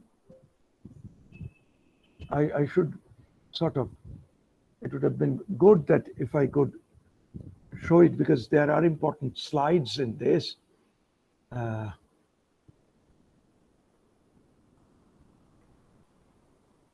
don't understand. I was able to do that earlier. Why? I made more or less all the steps. Okay.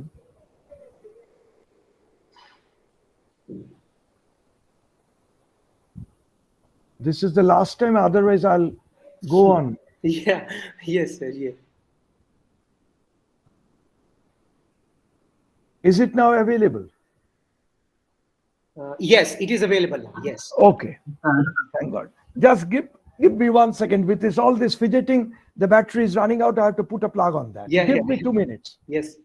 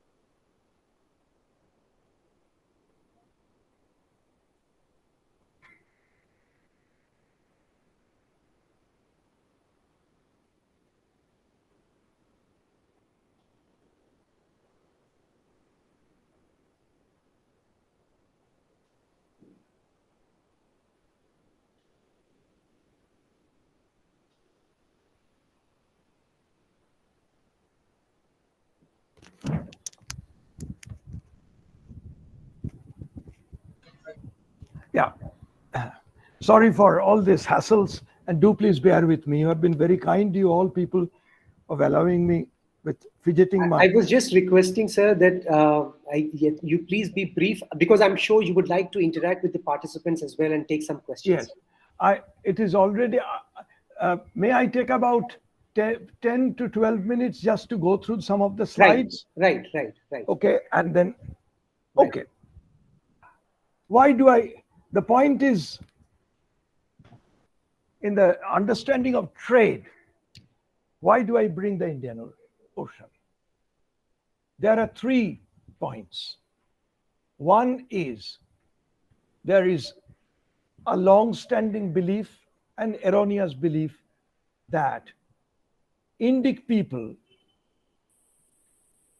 rarely cross the sea. The sea is seen as a Kalapani, starting from the dictum of Manu's Dharma Shastra and many other later Sanskrit textual authorities, that crossing the sea brings sin, and particularly it begets problem with ritual purity, etc., etc. So don't cross sea. This is only an injunction. May be applicable to some of the Brahmanas. I don't believe it was applicable to all the Brahmanas.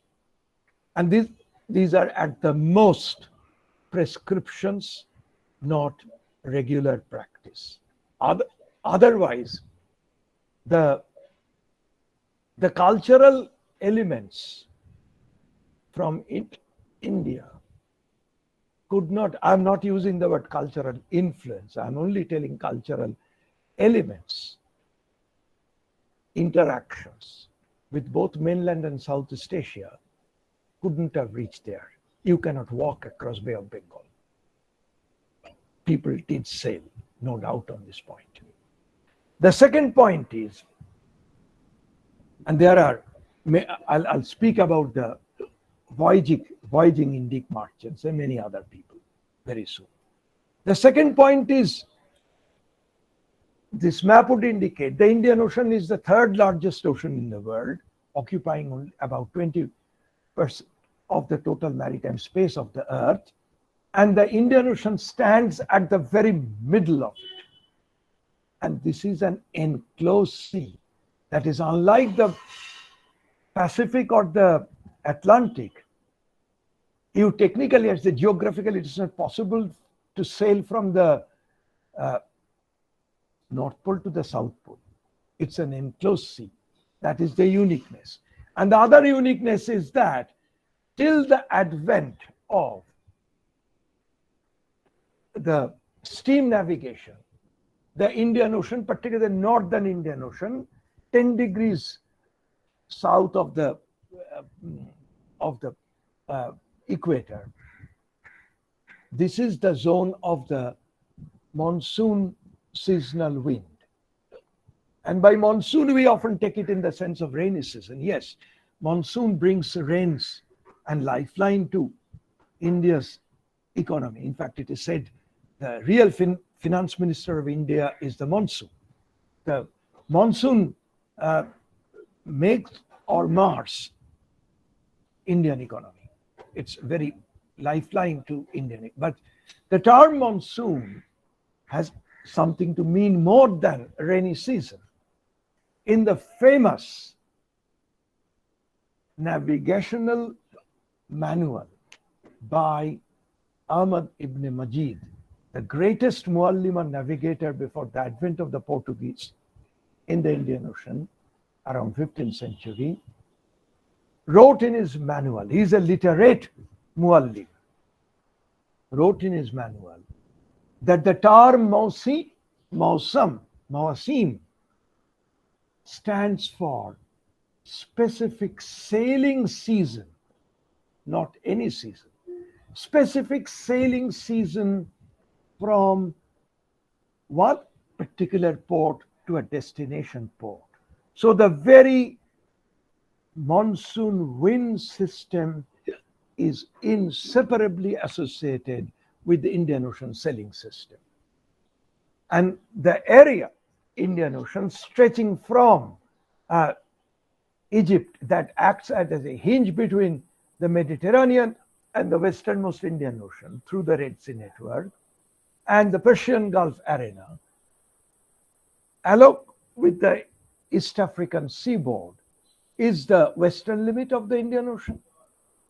The eastern part is dominated by the Bay of Bengal, touching the coastlines of mainland Southeast Asia and parts of the Indonesian archipelago, obviously, the island of Sri Lanka almost, but it will also indicate that the subcontinent, along with Sri Lanka, stands almost geographically as the very center of the Indian Ocean, which is entirely guided by the monsoon wind system, the reversal, the predictable alteration of the monsoon wind system.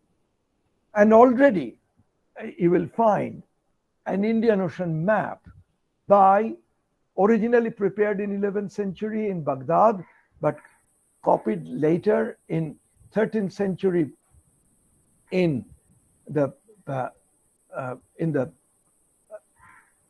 Fatimid Caliphate in Egypt in 13th century. It's called in English translation, Book of Curiosities. It's a world map in which Indian Ocean figures very prominently with the place names and names of ports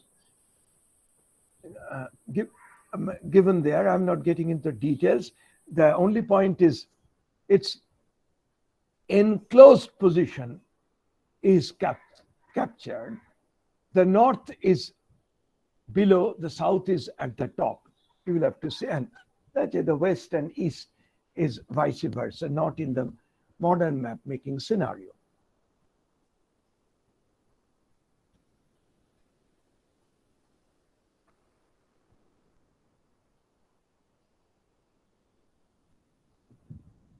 I'll just give you two maps of the Indian Ocean ports beyond India, strewn across the entire Indian Ocean arena, including East Africa, and through Egypt. It has the very long-standing connectivity with the Mediterranean world. It's only with the discovery of the all-sea route from North Atlantic via the circumnavigation of the Cape of Good Hope that the Mediterranean Indian Ocean ties came to an so-called end. At least it was no longer that preeminent. And also the ports in South Asia, I have given names of prominent ports. We have some images of ships that are interested to show you. Take, for example,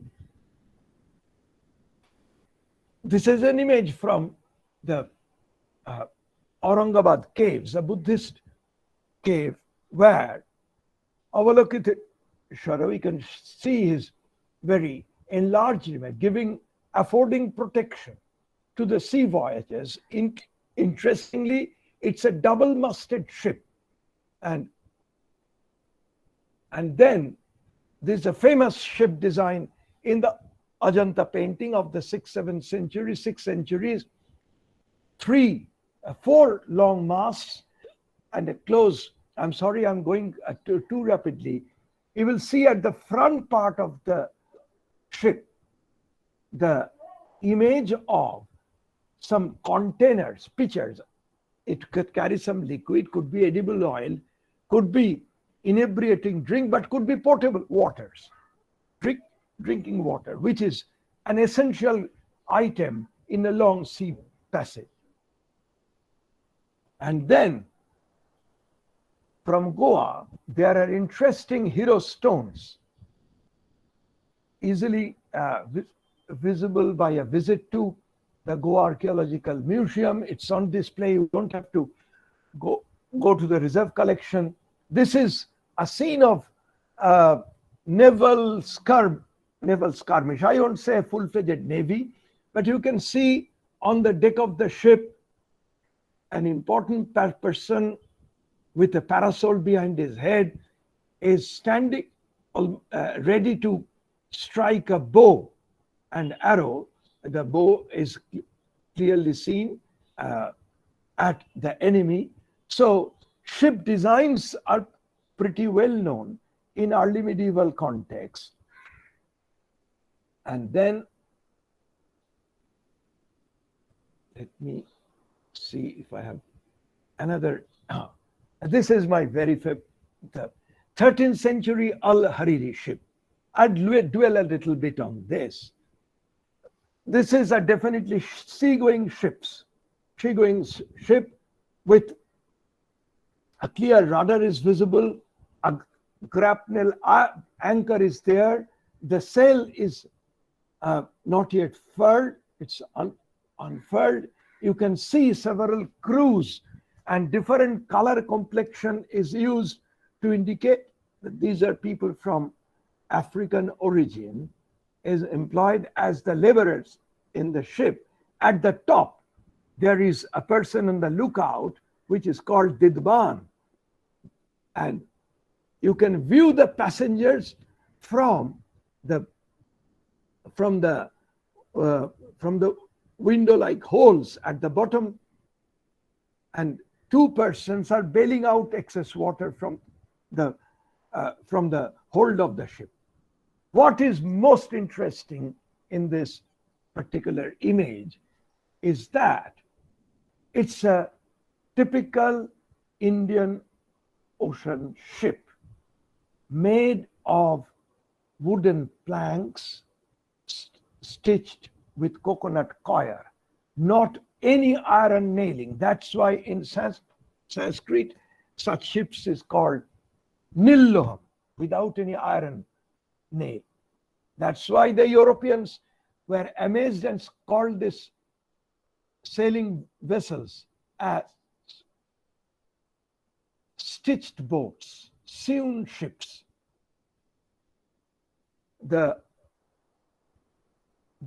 These are the typical quintessential vessels of the later times. Luckily, in recent times, that these were flying across the greater parts of the Indian Ocean has come from a very recent type of field archaeological material, which is called the shipwreck archaeology. Wrecked ships or remains of wrecked ships along with the cargoes have come up from different parts of the Indian Ocean. Unfortunately, not from the Indian subcontinent. It's only from Sri Lanka that the earliest known shipwreck archaeology has come, but that is too far ahead of our time. It's a shipwreck of 2nd century AD, so I'm not showing that. But here, this is Phanom Surin, close to Bangkok. The remains of this shipwreck was excavated, and the remains indicate a typical sewn, stitched ships with you can see the remain of the wooden plank here. The holes are for stitching the ship. And fortunately for us, I don't have the slide here. For us, the remains of actual coconut coir have come up. Now I'll stop here for a moment for a different point. That is, neither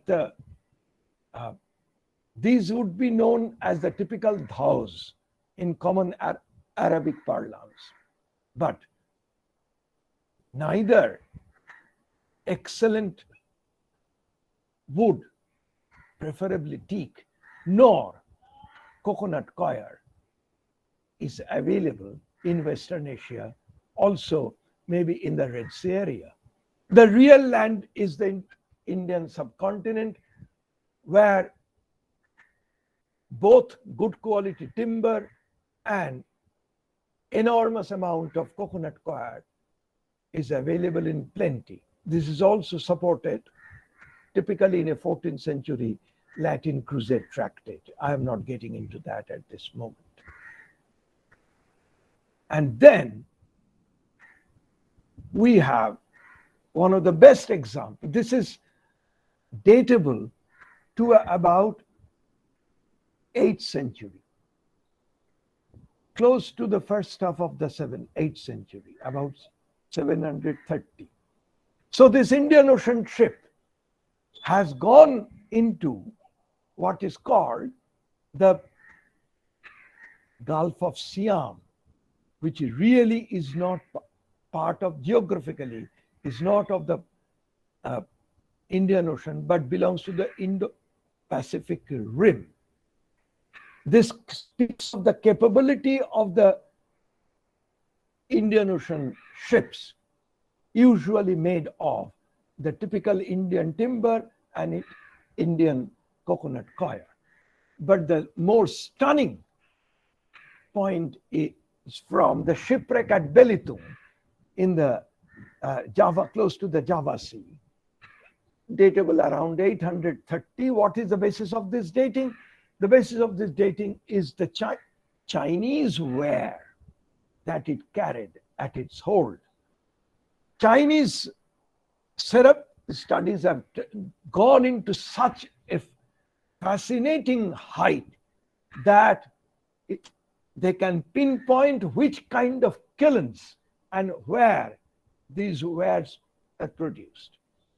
55,000 potteries of the similar types, in fact, very monotonous and hackneyed type, were packed in a single ship of Indian Ocean. These are not Chinese ships. It was actually returning to its base somewhere in the Indian Ocean. It would have visited an Indic port. It was bound possibly for a Persian Gulf port for some of the wares it carried. But the most important point is the very large number of bulk cargo in the form of this hackneyed, monotonous type of potteries, obviously manufactured in bulk, made for daily necessity use. As I've mentioned in other cases, seaborne trade does not mean merely trade in luxuries.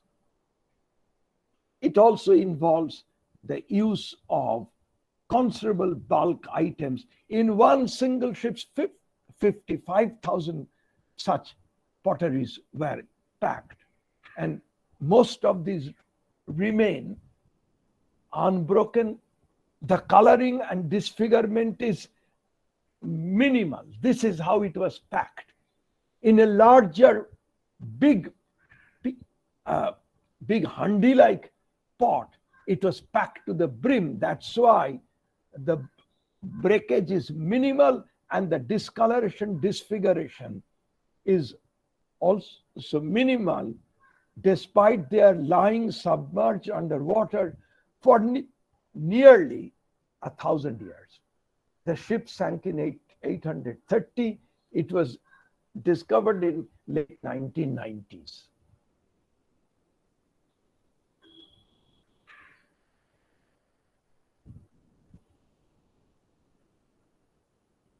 And I'll show only some of the typical images. Close to India once again, this is from Orissa, the Buddhist center called Ratnagiri. You can see here the standing image of a female deity, Tara. Tara is the consort of Bodhisattva Avalokiteshvara, whom you already seen in the case of Aurangabad caves. In eastern part of India, Avalokiteshvara is important, but no less significant is consort Tara. Tara offers protection from various dangers, including the danger of drowning in the sea by a shipwreck. Here you can see the close-up of almost a sunken ship, but here a single-masted sunken ship, probably a coaster, figuring in this image of Tara of 10th century. And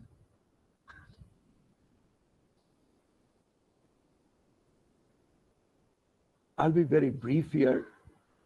One of the best examples of the voyaging merchants from Indian shores to Southeast Asia is coming from the Tamil inscriptions. And we are indebted to the studies by Noburo Karashima, by Y. Subbarayalu, also to some extent by K.V. Ramesh and several other scholars. I'm not getting into details. Once again, this is not an individual merchant, but it's a merchant group, merchant guild-like bodies that definitely sailed across the Indian Ocean. And this kind of inscriptions are found in Sri Lanka, often in Tamil, but also Sinhala Tamil bilingual inscriptions are there. Similarly, we have Tamil inscriptions from Myanmar, from Takuapa, which is at the Isthmus of Kra, which there are Tamil Javanese inscriptions, bilingual. And bilingual, it is essential for cross-cultural trading zones. It's an indispensable tool. And what I show here is a 1281 inscription from China, where a Shiva temple was constructed by a voyaging Tamil merchant group. One portion is Chinese, the other portion is in Tamil. This is a classic bilingual inscription speaking of how cultural and commercial transactions went hand in hand, and that speaks of the fascinating cultural plurality along with the seafaring activities of the Indic merchants, of various merchant groups. The most important, the most telling of the such descriptions comes from the letters of Jewish merchants written in what is called Judeo-Arabic. It's a colloquial form of Arabic. These are not royal Prashastas. These are not Tamil or Sanskrit sort of eulogistic activities of the merchants. These are letters of merchants speaking of their success or failures, problems and prospects of their travels in a very intimate manner. Some official records, official transaction is there, like their settlement accounts. Sometimes they engage in disputes, so court matters are also there, but also intimate activities of business and particularly the seafaring. In this, along with many Jewish merchants, the most important of whom is Abraham ben Ishu.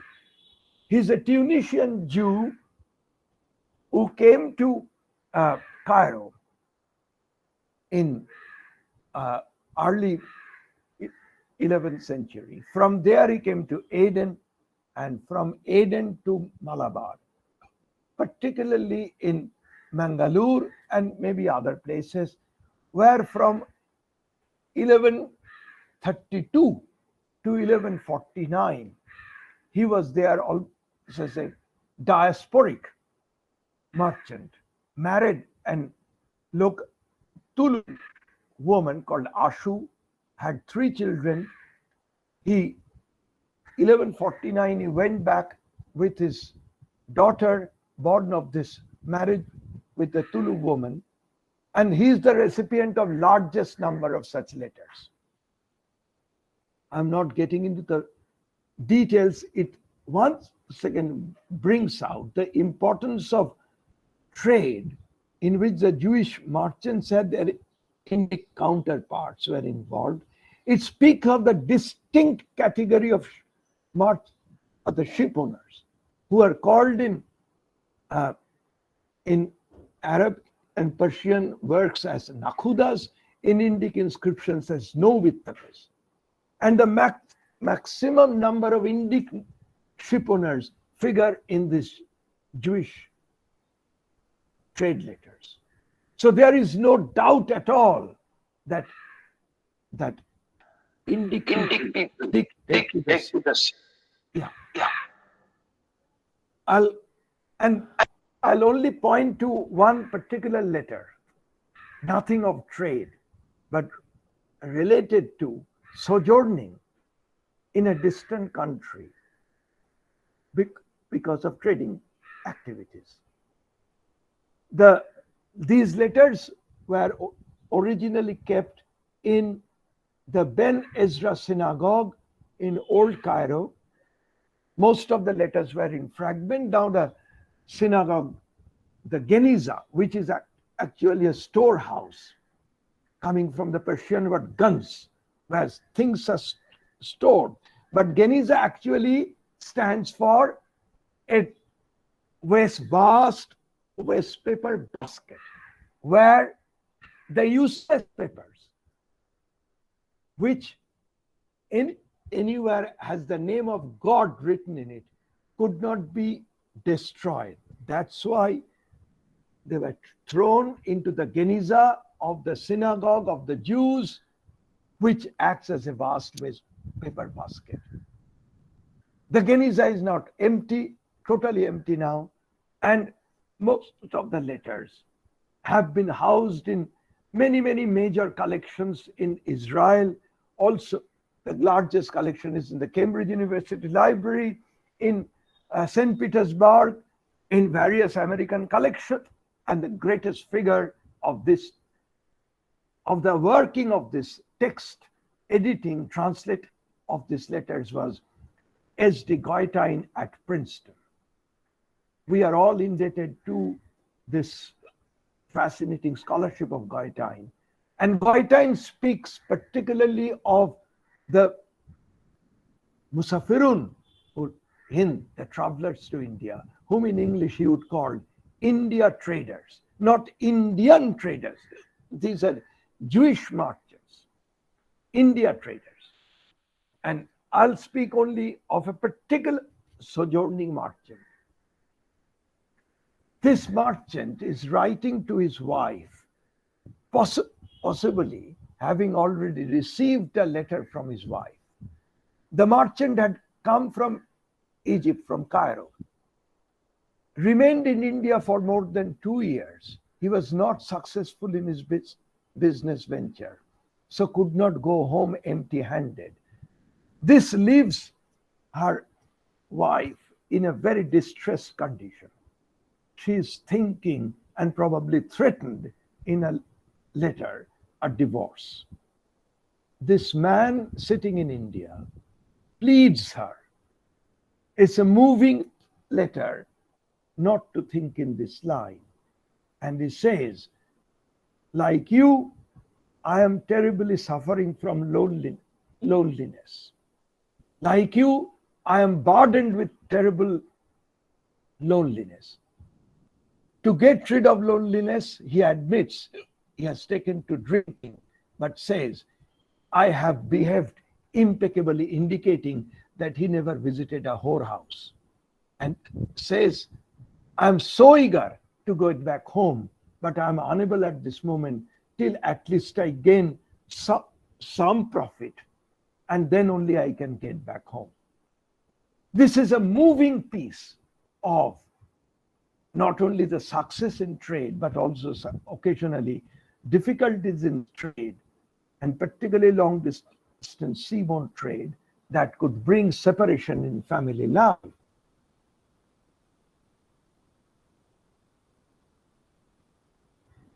Fortunately,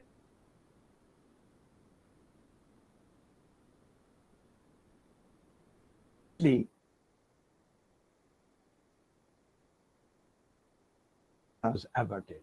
That is something, the take-home message. The other take-home message is that in this vast arena of Indian Ocean trade travel, one typical feature is the multiculturality, the plurality. One of the shining example of this is a very, very recent inscription coming in the edited form as late as December 2019, edited, translated, mastered by the young Japanese scholar Ryosuke Furui. This is an inscription coming from the coastal areas of Bangladesh, possibly from the lower, in the Munshiganj area of present-day Bangladesh area, from Shuzanagar. It's a Sanskrit inscription. I'm not getting at all into the details of it. It speaks of the monetary donation of an high-ranking officer of a Burman dynasty ruler. The ruler is not important. The high-ranking officer, a Mahasamanto, is more important, who donated money in the form of cowrie shells, copper ducats. And please note, copper ducats is the lifeline of Indian Ocean trading.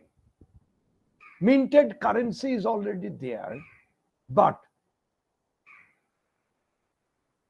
particularly in the case of Bengal, Bihar, Odisha, Assam, the perennial currency is cowrie shells, and cowrie shells are not locally available in this part of the subcontinent.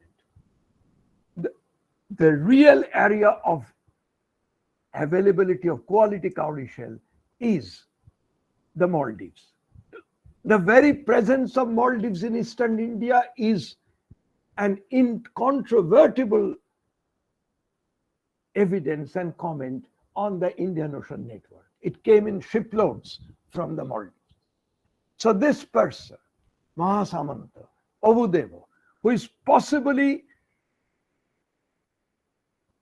a Muslim man named Abu, whose name has been Sanskritized as Obudeva, serving a local Burman ruler, Bhojo Burman, in 1145, made some donation in cash in the form of cowries for the maintenance of a shrine, vihara, of Allah Bhattaraka Swami.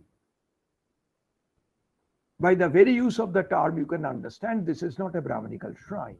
The vihara is usually applied in the case of Buddhist or Jaina monasteries. The term Allah Bhattaraka Swami is a Sanskritization of Venerable Allah. This is for the first time in any Sanskrit inscription. The name Allah is Sanskritized as Allah Bhattaraka Swami. Obviously, it also speaks of the presence of Paradeshikas, people from abroad, from elsewhere, who supported this move. Possibly these were also Muslim merchants, flock arriving regularly in the Bengal coast. So one has to please note that the connection of Muslims in Bengal does not start with the Turkish invasion of 1205. It is at least 6 decades, if not more, prior to the arrival of Bakhtiyar Khilji in Bengal, the Gauda Vijay as it is called. I'm not getting into anything further details. I'll only point out that this kind of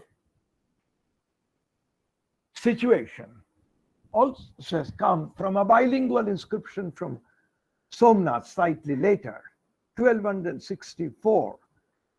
Moment we talk of Somnath, there is this peculiar image that the 1025-26 raid of Sultan Mahmud of Ghazni finished Somnath. No raid is something commendable. Raids and wars bring only miseries. But that is no end of Somnath. In 1264, there is a bilingual inscription in Arabic and Sanskrit. Arabic is short and synoptic. Sanskrit inscription is more elaborate. That is only normal, because in 1264, in 13th century Gujarat, more people will understand Sanskrit than Arabic. It speaks of a Nakhuda, ship-owning merchant from Hormuz, a Persian Nakhuda, a devout Muslim, Nakhuda Nuruddin Firuz, who had some Indic friends in local society and wished to build up as a devout Muslim, a mosque, which is in Sanskrit called Mijigiti. He got the resource. This is an amazing inscription in Sanskrit where for the first time Masha Madina, obviously Makkah Madina, as Dharmasthanam, as the most sacred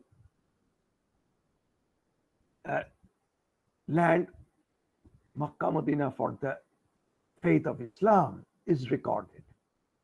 It also speaks the Mijigiti as the Dharmasthanam, as the sacred shrine, almost connected with Masha Madina. I'm only pointing out, and in this case, Nakhuda Nuruddin Firuz, whose name is Sanskritized as Norodino Pirojo in Sanskrit, had a very close friend at local Somnath, which was a famous port, not merely a Shaiva Tirtha. His name is Chad, and they are described in Sanskrit as Dharma Bandhava. This Dharma Bandhava does not mean that someone of them had converted to some other religion. No, Dharma is as religion is a very, very poor and bad translation in English. Dharma means righteousness, something customary. So they are righteous friend. Neither Nuruddin Firuz converted to something non-Islamic, nor Chada converted to Islam. They stood as righteous, good friends, helpful friends. Something which may come close to in the Buddhist tradition as Kalyana Mitra, something like that. But in this kind of inscription, the most important point is the beginning, where the deity, whether it is Vishnu or Shiva or Buddha or whoever else, praises or invocations are there at the very beginning of the inscription. How Allah is to be described in Sanskrit. Not as Allah Vattaraka Swami, that we have seen in Bengal. In Somnath itself, which only carries in public memory the ravages under the Ghaznavid raid, it has this resilient character. It remains in 1264, in 1287 as a vibrant center of Pashupata Saivism. I can discuss this later. But in Sanskrit, Allah is praised as Vishwanatha, Lord of the universe. Vishwarupa, universal. Then as Shunya Rupa, this is the clinching evidence, aniconic, formless. Since Allah is formless, Shunya Rupa, He is Lakshya and Alakshya, is invisible but visible everywhere. These are unique four epithets to honor Allah. And this is the typical marker, the best possible signature of the Indian Ocean Merchant Network, not only the exchange of commodities, but also of a flourishing intercultural, interfaith interactions. And Somnath itself is witness to a fascinating sense and respect for plurality. Somnath is to be remembered in the context of Indian Ocean history, not merely in the history of its raid, the Ghaznavid raid of 1025-26, but also for the remarkable resilience and respect for culture and plurality in this inscription. And that highlights why Indian Ocean Network is so important, not merely for Indian Ocean trade, for the very essence of Indic civilization. We may all be very proud, enamored of Indian civilization, but not because it is Indian, but primarily because it is civilization and it has offered enormous cultural treasures, including cultural and social plurality. Thank you very much. Thank you so much. Thank you so much, Professor Ranabir Chakravarti. I'm sorry, I apologize for the time taken. No, it's because of my all right, so slow speaking and problems of speaking, I took a longer time. I apologize for that. No, it's perfectly all right. It's always a pleasure, sir. I'm afraid we don't have enough time to take questions. Do we have any questions anyway? Anybody? Yes, sir. I would only suggest that I would be very happy to take questions, but if there are shortage of time and we can take only very few questions, yes, I'll be very happy to receive questions in email. I'll answer them, each and every question. Please pass on to the delegates and the audience my email address. Yeah, absolutely. I'll do that. Meanwhile, there is but I can take 2 or 3 questions. Yeah, no problem. Okay, Siddesh, you go ahead. I think we'll take.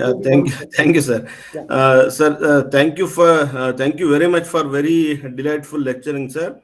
And it was very fascinating to learn that maritime activities of the early medieval and medieval India. Just elaborate a little bit, sir. How are the reasons for the decline of maritime activities during the medieval and later medieval, sir? Period. Why do you think it's a decline? That means very less activities were there, sir, because after the advent of Europeans, Indians and Indic maritime activities were very less. No, my response will be the maritime activities did not go down, but the Indian Ocean prior to the advent of the Portuguese is not a contested sea space. There were pirates. Violence was not entirely unknown, but armed trade with the backing of the state or with what is called the joint stock companies with mandate from their respective parliaments, with clear mandate for political aspirations, conquest, violence. That is a completely new facet. So the control gradually went out from the control, and I won't say control, the eminence of various Asian players gradually subsided under the European authorities. That is there. Because after all, please understand, Vasco da Gama came up to the Cape of Good Hope by following Bartholomew Diaz's route. After that, it was completely an unknown sea for him, but not unknown sea for the Asians and Africans. Yes, sir. That's why he had to take the help of a local pilot to Yes, sir. show him the way to East to Calicut, India. to Calicut, Yes, sir. to Calicut. Yes, sir. How the pilot would know the sealants if it is not well traversed. And take, for example, what is the attitude after the conquest of Portuguese conquest of Malacca?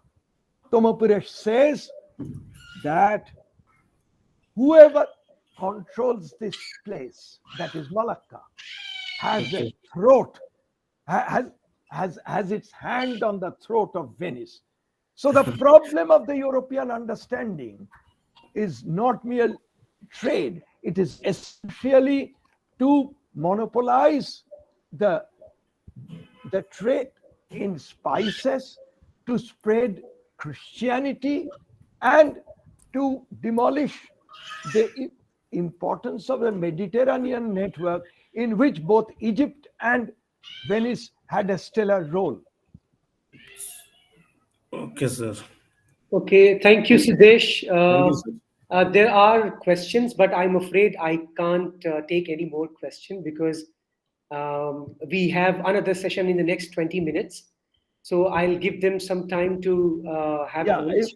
If there is one more question, I can quickly answer, and then the rest. Okay, Shivaputra, would you like to, but be brief, be precise. Shivaputra, are you there? No, I think he's gone. I think. Okay. But thank you very much, sir. Thank you for this wonderful, I must say, captivating presentation. And thank you for accepting our invitation and talking to us about the economy in early medieval India, both agrarian and non-agrarian, and especially the trade in Indian maritime, and especially particularly the way that you highlighted the cultural plurality that is on offer as a result of this interaction in the Indian Ocean network. I think that we should end this session on that note. Again, I would like to thank you on behalf of the university and the UGC and the Department of History for agreeing to be speaking to us today. Many thanks, and do please send me emails. Ikramul. Yes, I will circulate. Ikramul or Professor and then Danish will definitely pass on to you my email. Write me emails. I am not very comfortable with WhatsApp. I have WhatsApp, but I'm not at all comfortable. And right. I'll definitely write to you. And ask them to write to my email, and I'll try my very level best to offer answers to the best of my ability. I do not know all the answers. Yes. I will definitely circulate your email ID to all the participants and ask them to write to you. And let me remind you, Professor Chakravarti is very diligent and he always feels pleasure in responding to each and every query. So if you feel time, write to him, he'll get back to you. I'm deeply grateful to you, Akramul, and also the Department of History, to my good old friend Danish, for giving me an opportunity to share some of my ideas. I had to sort of jump cut, and obviously I apologize for my bad throat and speaking difficult. Otherwise, I would have finished a little bit earlier. It's always a pleasure, sir. As always, it's always a pleasure to listen to you. Thank you. Thank you so much, sir. Take care. Stay safe. Bye-bye. Thank you. Thank you very much.